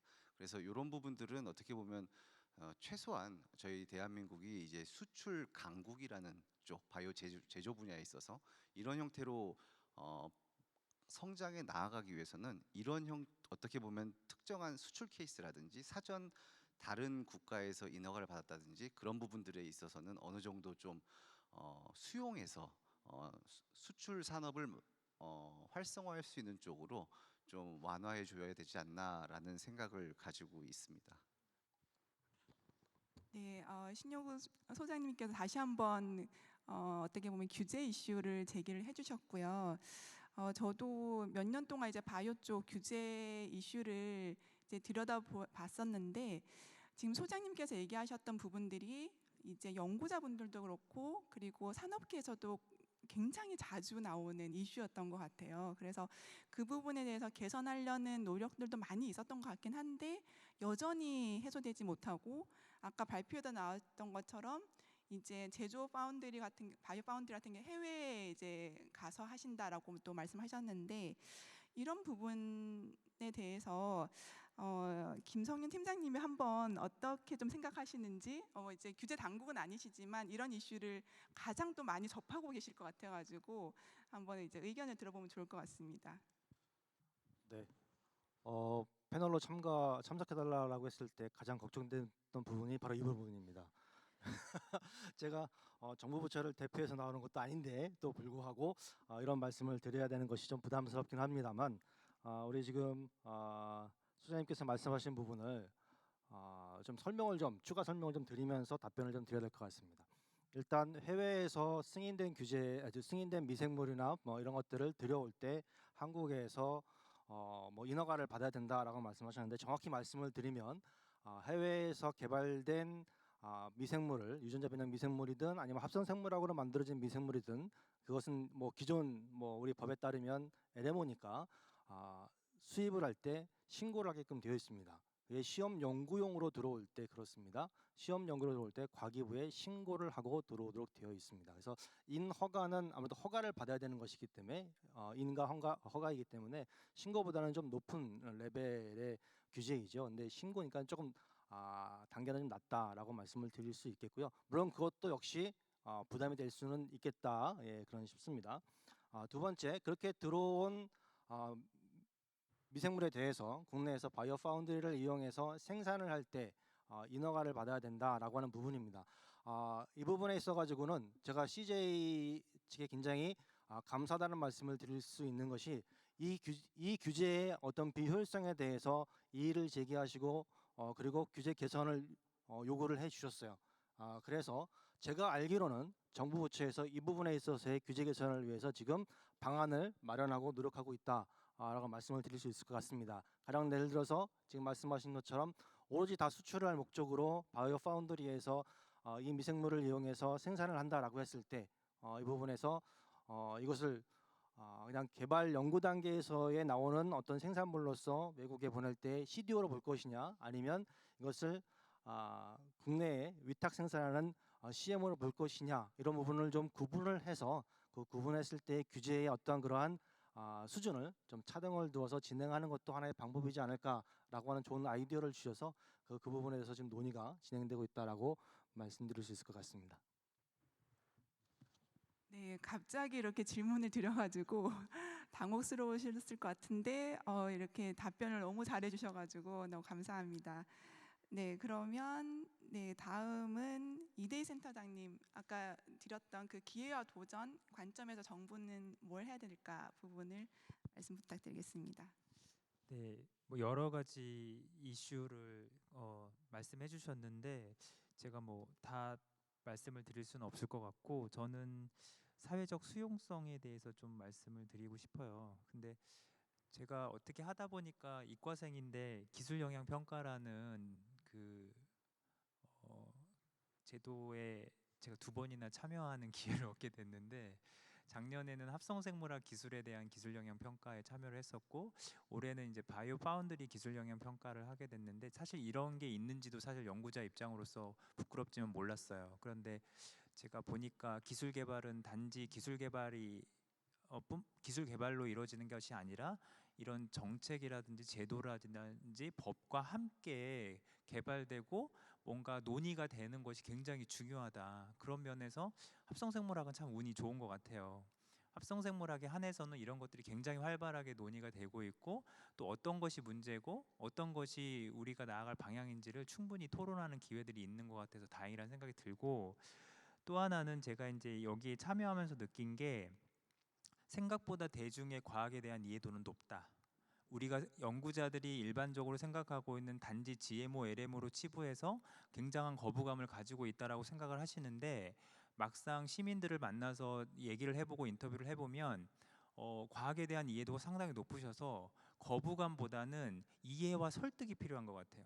그러니까 충분히 과학자들이 어떤 기술을 통해서 어떤 안전장치를 개발하고 그것이 어떤 효과를 내는지를 설명을 드리고 판단할 수 있게 해드려야 되는데 일방적으로 부정적인 판단을 이미 개입한 그런 많은 글들 많은 그런 활동들이 오히려 이분들의 판단을 한쪽으로 몰고 가는 거 아닌가라는 생각을 했어요. 그래서 오히려 과학의 대중화가 더 필요하겠다라는 생각이 들었어요. 그런 면에서는 과학자들이 단순히 그냥 R&D에 충실하는 것이 아니라 그 R&D를 통해서 만들어지는 기술들이 어떤 가치와 어떤 사회적인 그 역할을 할 수 있는지에 대해서 충분히 이해할 수 있게 많은 활동이 필요하겠다는 생각을 했어요. 그런 면에서 사회적 수용성을 높일 수 있는 방법으로 특히 합성생물학에서는 뭐 요즘 사실은 SNS라든지 여러 가지 매체를 통해 가지고 많은 정보 활동이 이루어지고 있는데 좀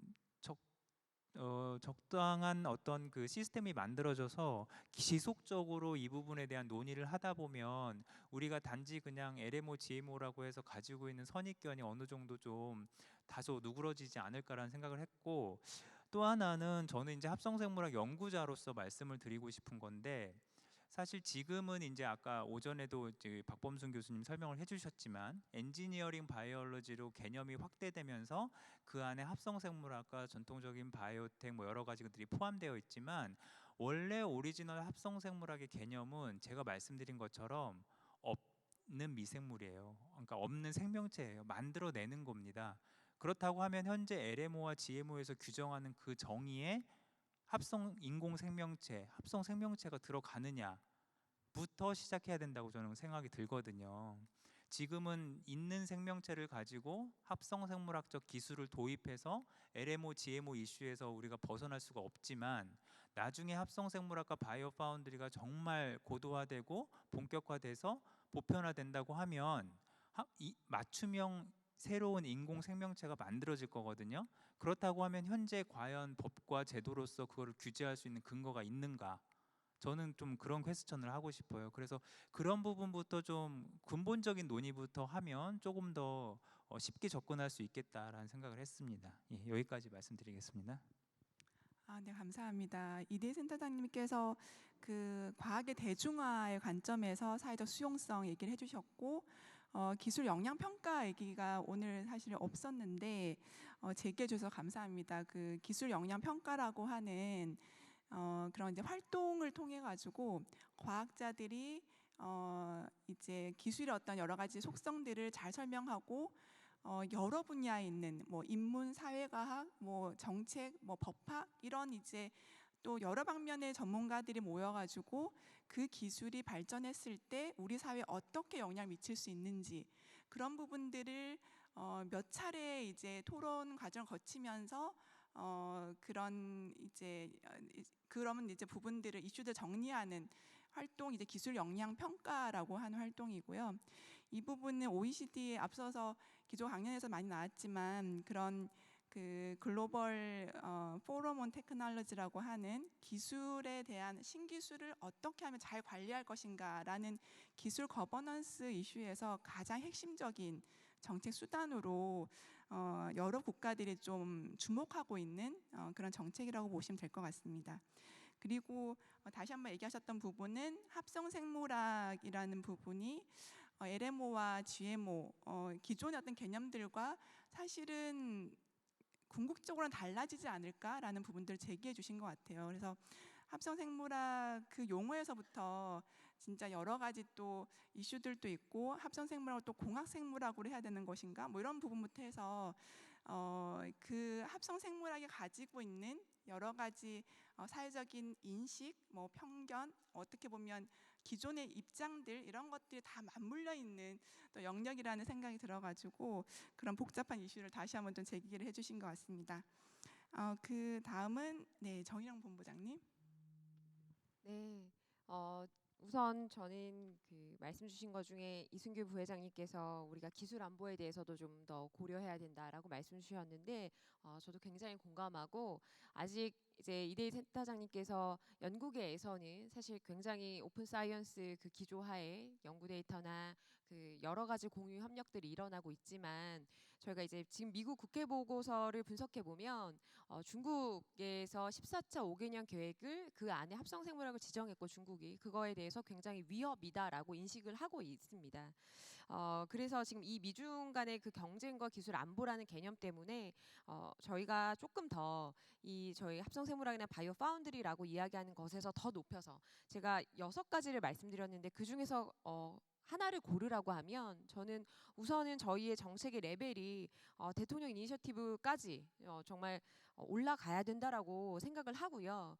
그거를 기반으로 해서 정책 추진 주체가 굉장히 다양해져야 된다고 생각을 합니다. 그래서 과기부뿐만 아니라 산업부 그리고 중기부, 농림부 다 이 안에서 해야 할 것들을 찾아야 된다고 생각을 해요.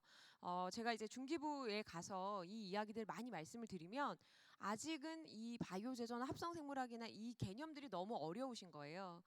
그래서 사실은 지원할 그 지원이나 뭐 팁스 프로그램들 굉장히 많은데 이것들을 아직까지는 생각을 하고 계시지 못한 것 같아요. 그래서 저는 우리가 정말 이거를 힘있게 밀어 나가기 위해서는 이 각 부처 그리고 사실은 각 지자체들 중국 같은 경우에는 지금 뭐 각 시마다 베이징부터 시작해서 상하이부터 굉장히 경쟁적으로 추진하고 있거든요. 그 안에서 그래서 저희가 이 분야를 정말 중요하다라고 판단이 된다면 R&D 중복도 허용하면서 다양한 추진 주체가 들어와서 밀고 나갈 수 있는 힘을 가지고 갔으면 좋겠습니다. 그리고 기술 영향 평가에 대해서도 말씀 주셨는데 사회적 수용성 너무 중요하고 또 저희가 이 자리에서도 또 신용 상무님이 이야기해 주시고 또 김성윤 팀장님 대답해 주시고 또 서로 간에 저희가 이렇게 간격이 계속적으로 좁아져 가면서 서로를 이해할 수 있는 것 같아요.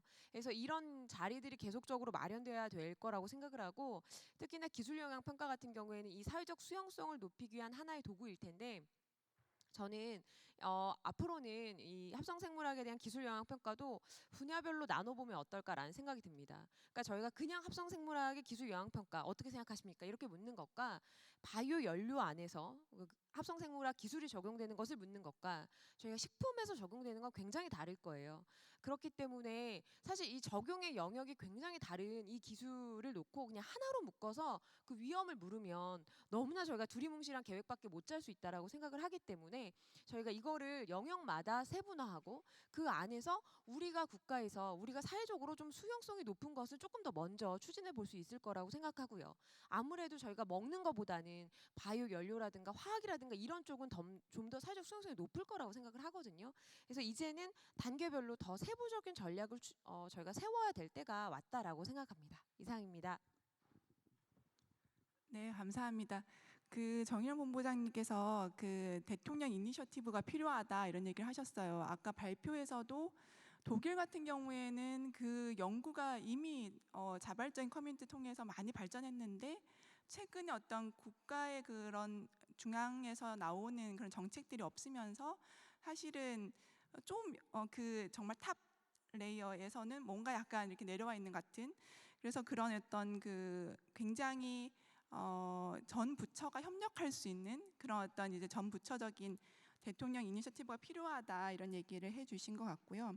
그리고 두 번째는 그런 어떤 분야별 접근이 필요하다. 그러니까 사회적 수용성도 이런 이제 합성 생물학이 적용되는 영역에 따라서 다른 게 아닐까라는 얘기를 해주셨어요. 그래서 어떤 논문에서 사실은 호주에서 어떤 연구진들이 그런 연구를 했었는데, 그런 이제 합성 생물학 기술을 통해서 변형된 물질이 들어가 있는 물을 그 물에서 수영을 할 수 있냐, 뭐 그 물을 마실 수 있냐, 아니면 거기 그 물 속에 있는 그런 수산물들을 먹을 수 있냐, 뭐 이런 것들 질문을 했을 때 다 반응이 다르다는 거죠. 그래서 수영을 할 수 있지만 먹을 수는 없다, 뭐 이런 것들.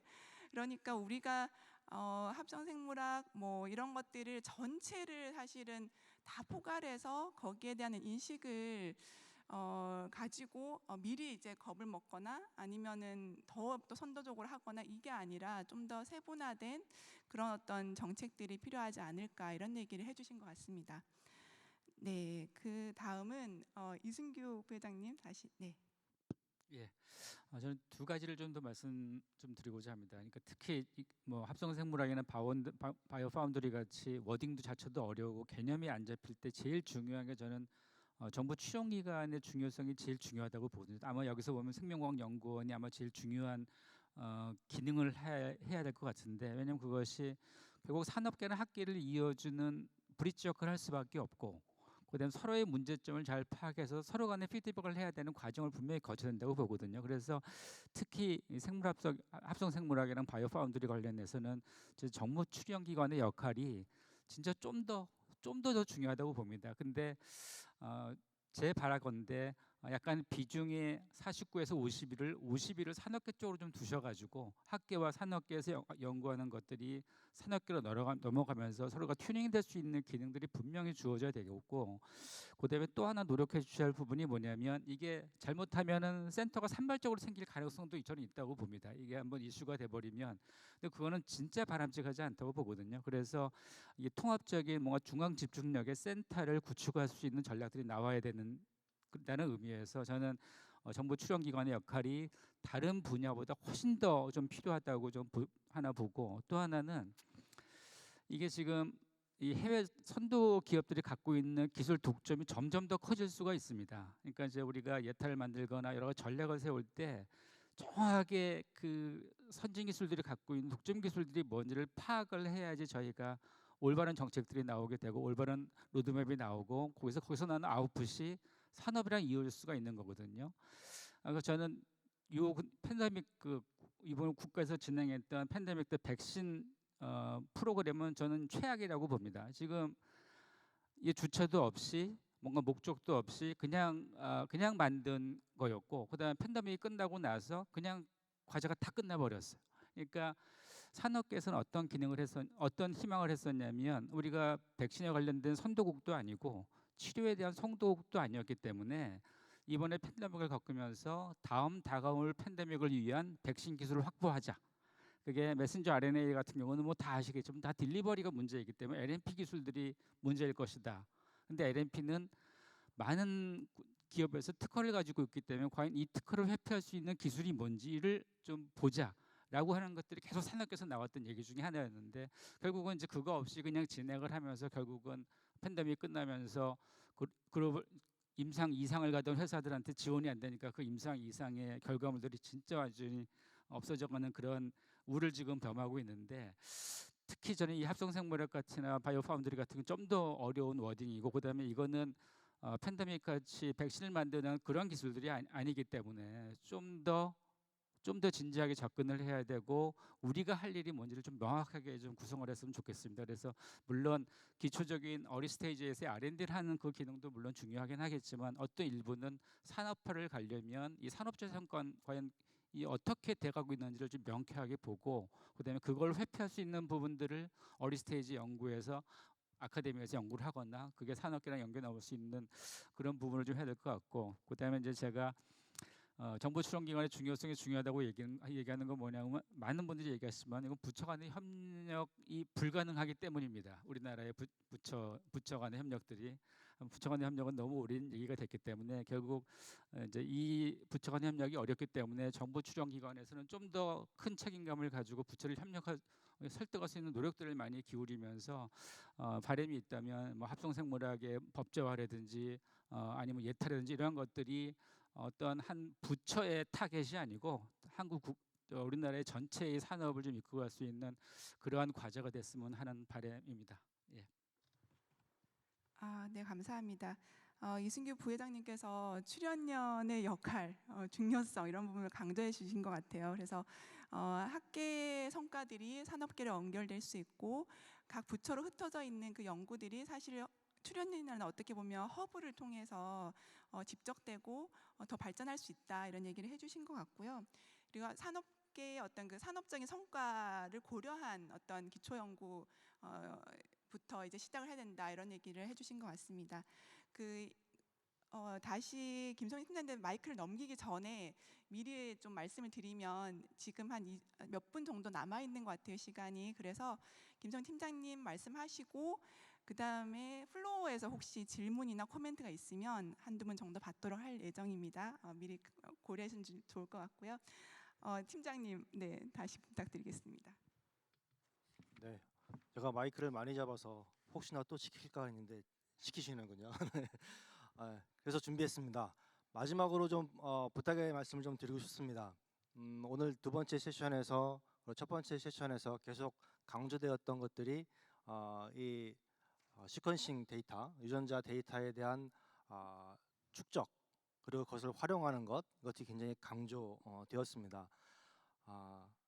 제가 말씀드리고 싶은 건 규제에 대한 이러한 허들을 과감하게 넘었던 그러한 데이터도 축적이 되어야 됩니다. 우리나라에서 그냥 LMO를 예를 들을게요. 우리나라에서 지금까지 약 200여 건의 위해성 심사가 진행이 됐습니다. 근데 이것이 다 모두 외국에서 들어오는 옥수수, 콩, 면화, 알팔파, 유채 다 이런 종류들입니다. 너무도 안타깝게도 우리나라에서 우리나라의 연구자 개발자들의 손으로 만들어진 제품은 LMO는 단 한 건도 없습니다. 너무도 아쉽게도 10여 년 전에 GM 잔디가 위해성 심사를 신청을 했으나 여러 가지 사정에 의해서 이것이 드랍이 되거나 또는 리젝이 됐습니다. 딱 한 건의 사례가 있습니다. 근데 너무도 안타까운 것은 이 한 건의 사례가 우리나라는 위해성 심사를 통과하기에 너무너무도 어려운 나라다라고 하는 인식이 우리 연구자 개발자 분들한테 이렇게 박혀 있는 것 같습니다. 너무도 안타까운 현실입니다. 제가 부탁드리고 싶은 건 합성생물학을 통해서 여러 가지 기술들이 개발이 되고 그리고 그 산물들이 개발이 되었을 때 외국에 가서 해야 하는 어떤 그러한 규제 때문에 그것을 좀 두려워하고 어려워해서 거기서 미리 드랍하지 마시고 이 정부 부처의 심사기관에 좀 심사 신청을 많이 하셔서 그것을 극복해내고 이겨냈던 그런 사례들이 많이 축적이 되고 그리고 그러한 과정에서 나타났던 많은 문제들 심사가 너무 엄격해 심사가 너무 말이 안 돼 이러한 데이터들이 축적이 되었을 때에 이 정부 부처에서도 이런 것들은 없어져야 되겠구나 라고 하는 공감을 형성하지 단 한 번도 그런 심사가 없는 상황에서 그런 데이터가 없는 상황에서 그냥 너무 힘들어 라고 했을 때 정부 부처에서도 그 부분에 있어가지고 과연 공감을 형성할 수 있을까라는 염려가 됩니다. 그래서 제가 마지막으로 드리고 싶은 말씀은 정말 합성생물학을 통해서 많은 발전이 이루어지고 우리나라가 선도적인 어떤 그러한 위치에 가기를 간절하게 소망합니다. 더불어 그런 데이터들이 유해성 심사 데이터들이 많이 좀 축적이 되어서 일본과 같이 그런 심사 안 해도 돼라고 하는 리스트들이 일본은 굉장히 많이 있거든요. 우리도 그런 리스트가 있었으면 좋겠습니다. 그런 리스트가 만들어졌으면 좋겠습니다. 감사합니다. 네, 감사합니다. 김성현 팀장님께서 정말 중요한 얘기 해주신 것 같아요. 그 위해성 심사 데이터를 통해서 어떻게 보면 또 규제 개선의 어떤 물꼬가 트일 수 있다 이런 얘기를 해주신 것 같고요. 오늘 3번이나 요청드렸는데 너무 감사합니다. 제가 시간이 그래 좀 남았던 걸로 생각했는데 정말 조금 남은 것 같아요. 그래서 그렇지만 한두 분 정도는 질문이나 코멘트를 받도록 하겠습니다. 네. 지금 일단 두 분이 손을 드신 것 같고요. 지금 3번째 줄에 계신 분부터 마이크를 드리도록 하겠습니다. 정일영 본부장님한테 하나 여쭤보겠습니다. 그 반도체 배터리 바이오 이런 거를 읽어보면은 반도체 배터리에서 이런 말이 나옵니다. 이제 중국이 위협적이다는 말이 나오는데 거기들 보면 미국이 열심히 할 때는 중국과의 전쟁이라는 개념이 들어가거든요. 반도체는 뭐 미사일이라든지 이런 것도 있고 배터리 같은 경우도 에너지 쪽이 있는데 아까 중국이 위협적이라고 말씀하셨어요, 그죠? 중국이 그런 합성생물학이라든지 이런 쪽에 바이오 파운드리에서 어떤 위협이 될 거라 보십니까? 미국한테서 뭐 석유를 대체하는지 아니면 화학이 대체되는지 아니면 뭐 백신이나 바이러스 쪽인지 왜 중국이 미국한테는 위협적일까요? 예, 감사합니다. 네, 혹시 정일 본부장님? 네. 중국이 위협적인 이유는 우선 저희가 그 데이터를 봤을 때 합성생물학 시장 안에서 지금 2위 정도 되고요. 저희가 생각하는 것보다 시장의 규모가 굉장히 크고요. 그리고 지금 중국 안에서 굉장히 많은 전 세계 연구자들을 굉장히 큰 금액의 펀딩을 주면서 다 모아들이고 있습니다. 그리고 지금 선전 지역에 올라가는 바이오 파운드리 안에 굉장히 많은 유수의 그 연구자들이 모을 수 있는 그 공간과 그다음 스타트업들이 같이 들어올 수 있는 그 바이오 파운드리를 설계하고 있어요. 그냥 작은 정도가 아니라 그러면서 그 4개의 바이오 클러스터 안에서 정말 엄청난 자금들이 쏟아지고 있거든요. 그렇기 때문에 미국에서 지금 원래도 시장의 규모가 2배인데다가 사실 중국의 논문은 약간의 허수가 있습니다. 그렇지만 중국의 논문이 지금 미국을 추월하고 있어요. 특허도 따라오고 있습니다. 이렇게 돼서 지금 이 바이오 이 안에 그 공급망 안에서 중국이 차지하는 그 위치가 굉장히 지금 높아지고 있는 거죠. 원래 그 DNA 시퀀싱 하는 쪽에서 미국의 일루미나나 중국의 BGI나 원래도 이렇게 양분하고 있었는데 지금 이 중국이 굉장히 많은 연구자들을 모으고 있고 시장의 규모도 커지고 있고 이것들을 통해서 표준을 선도하려는 노력을 굉장히 적극적으로 하고 있습니다. 그렇기 때문에 미국에서 이 중국의 시장을 위협이라고 인식하고 있고 그래서 사실은 저희도 정책적으로는 좀 준비해야 되지 않을까 생각을 하는 바입니다. 좀 첨언을 드리면요, 저희 같은 경우는 이제 중국에서도 생산을 하고 있습니다. 그래서 과거에는 저희가 개발했던 미생물 균주라든지 이런 것들을 중국에 기술 이전을 해서 생산을 했었어요. 그때는 중국에서 다른 회사들이 그것들을 카피해서 사용을 많이 했었습니다. 그래서 저희가 이제 특허 소송도 하고 뭐 여러 가지 그런 일련의 일들을 했었는데 한 3년 전부터인 것 같아요. 중국 자체 균주들이 새로운 방식으로 나타나고 있습니다. 그리고 아까 말씀하셨던 것처럼 그 선전 쪽은 어떻게 보면 효소라든지 단백질이라든지 이런 쪽이 좀 많고요. 천진과기대나 아니면 절강성이나 이쪽에서는 저희가 보통 소위 말하는 미생물 기반의 균주들 이런 쪽에 자체적으로 이제 만들어서 독자적인 특허를 가진 기술들이 이제 중국에서 많이 나오고 있습니다. 네, 감사합니다. 시간이 많지 않아서 요약하지 않고 바로 마이크를 넘기겠습니다. 지금 기조 강연 해주신 박범순 교수님께서 아마 코멘트이실 것 같은데요. 네, 부탁드립니다. 네, 카이스트 과학기술정책대학원의 박범순입니다. 오늘 그 발표와 그 토론 논리적이고 열정적인 감정적이기도 하고 너무 잘 들었습니다. 저는 이런 생각이 들었어요. 이 자리가 과연 역사적으로 보면 어떤 자리가 될까? 한국의 그 산업 발전을 보면은 6, 70년대에는 그 중화학 산업을 육성하려고 학계도 뭐 화공과가 제일 그 경쟁력이 높았고 뭐 그랬던 시절이었잖아요.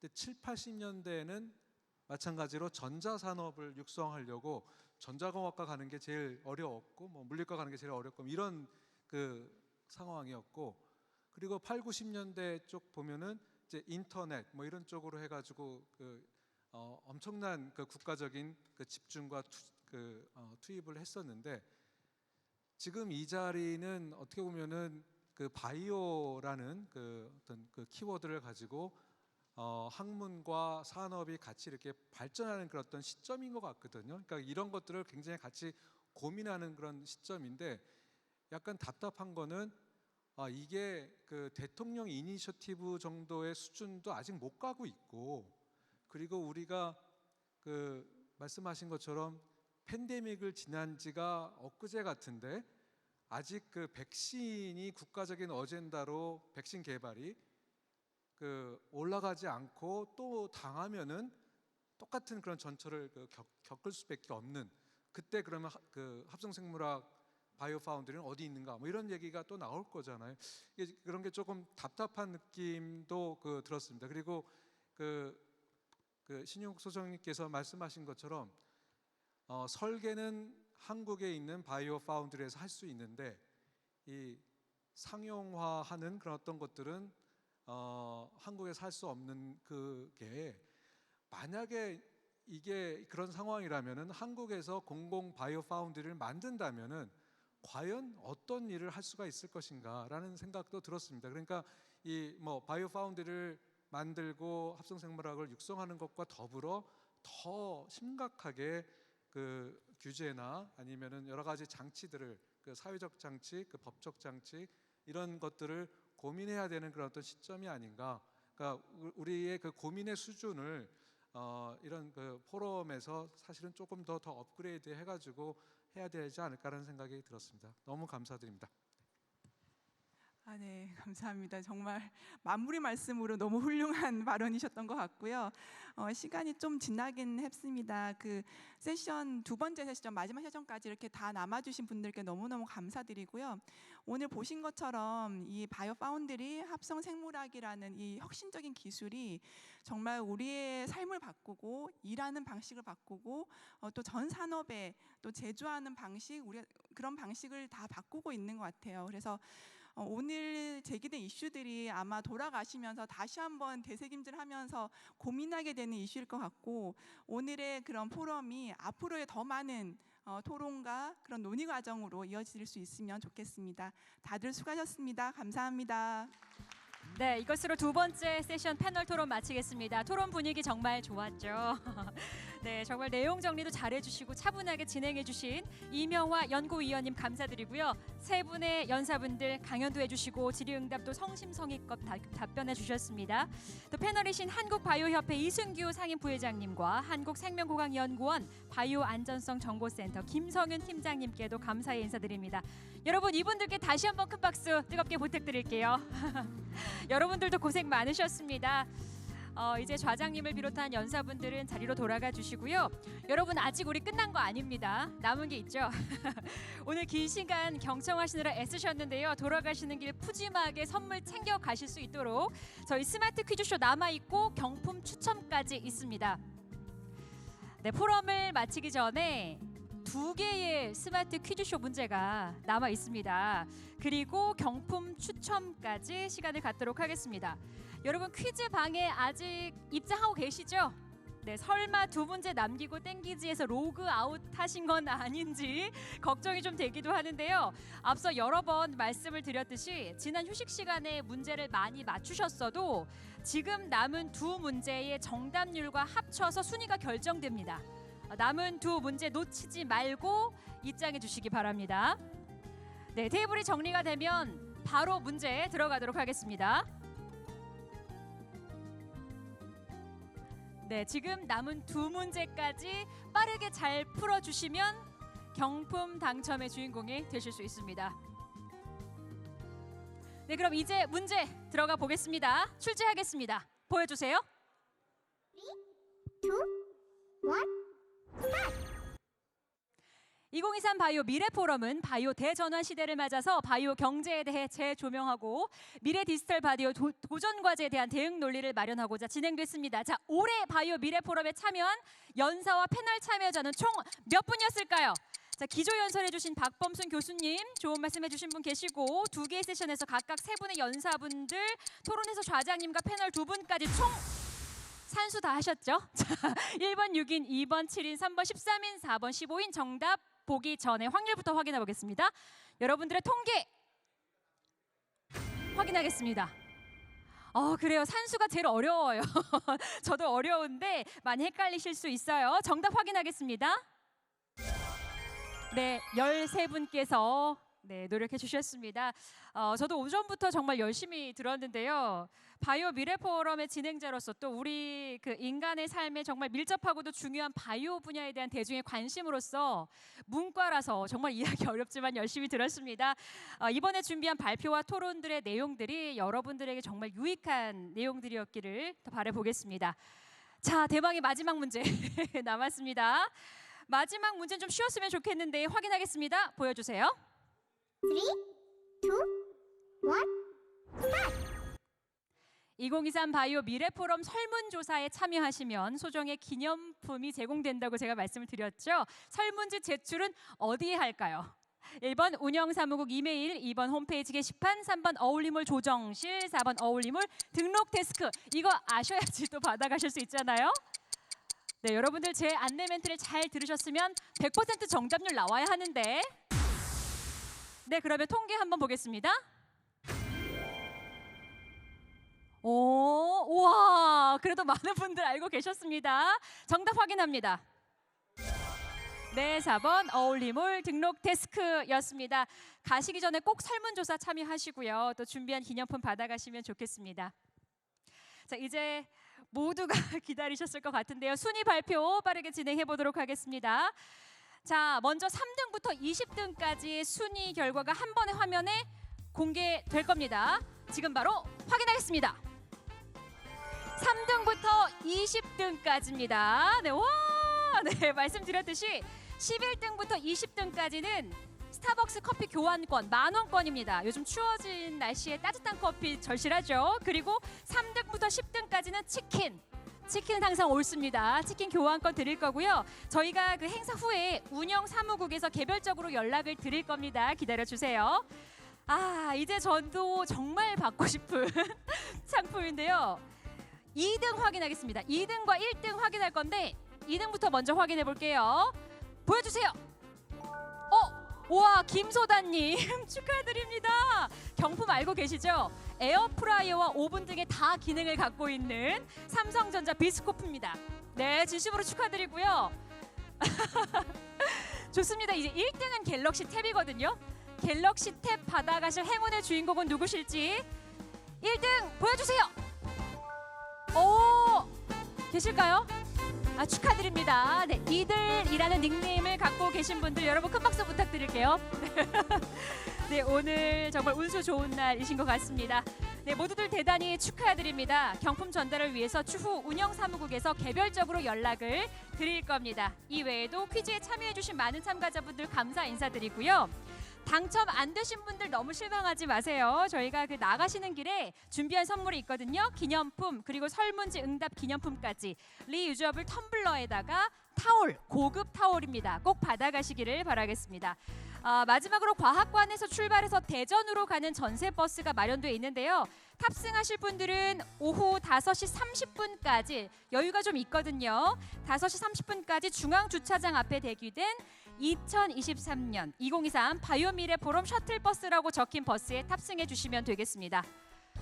네, 많은 분들 이미 나가고 계신데요. 이로써 2023 바이오 미래 포럼을 마치도록 하겠습니다. 수고해주신 모든 발표자분들과 또 오랜 시간 경청해주신 참가자 여러분들 진심으로 감사드리겠습니다. 다음 포럼에서도 여러분들 다시 뵙기를 바라겠습니다. 지금까지 저는 진행을 맡은 아나운서 양지은이었습니다. 고맙습니다. 고맙습니다. 추운 겨울의 건강 조심하시기 바랍니다.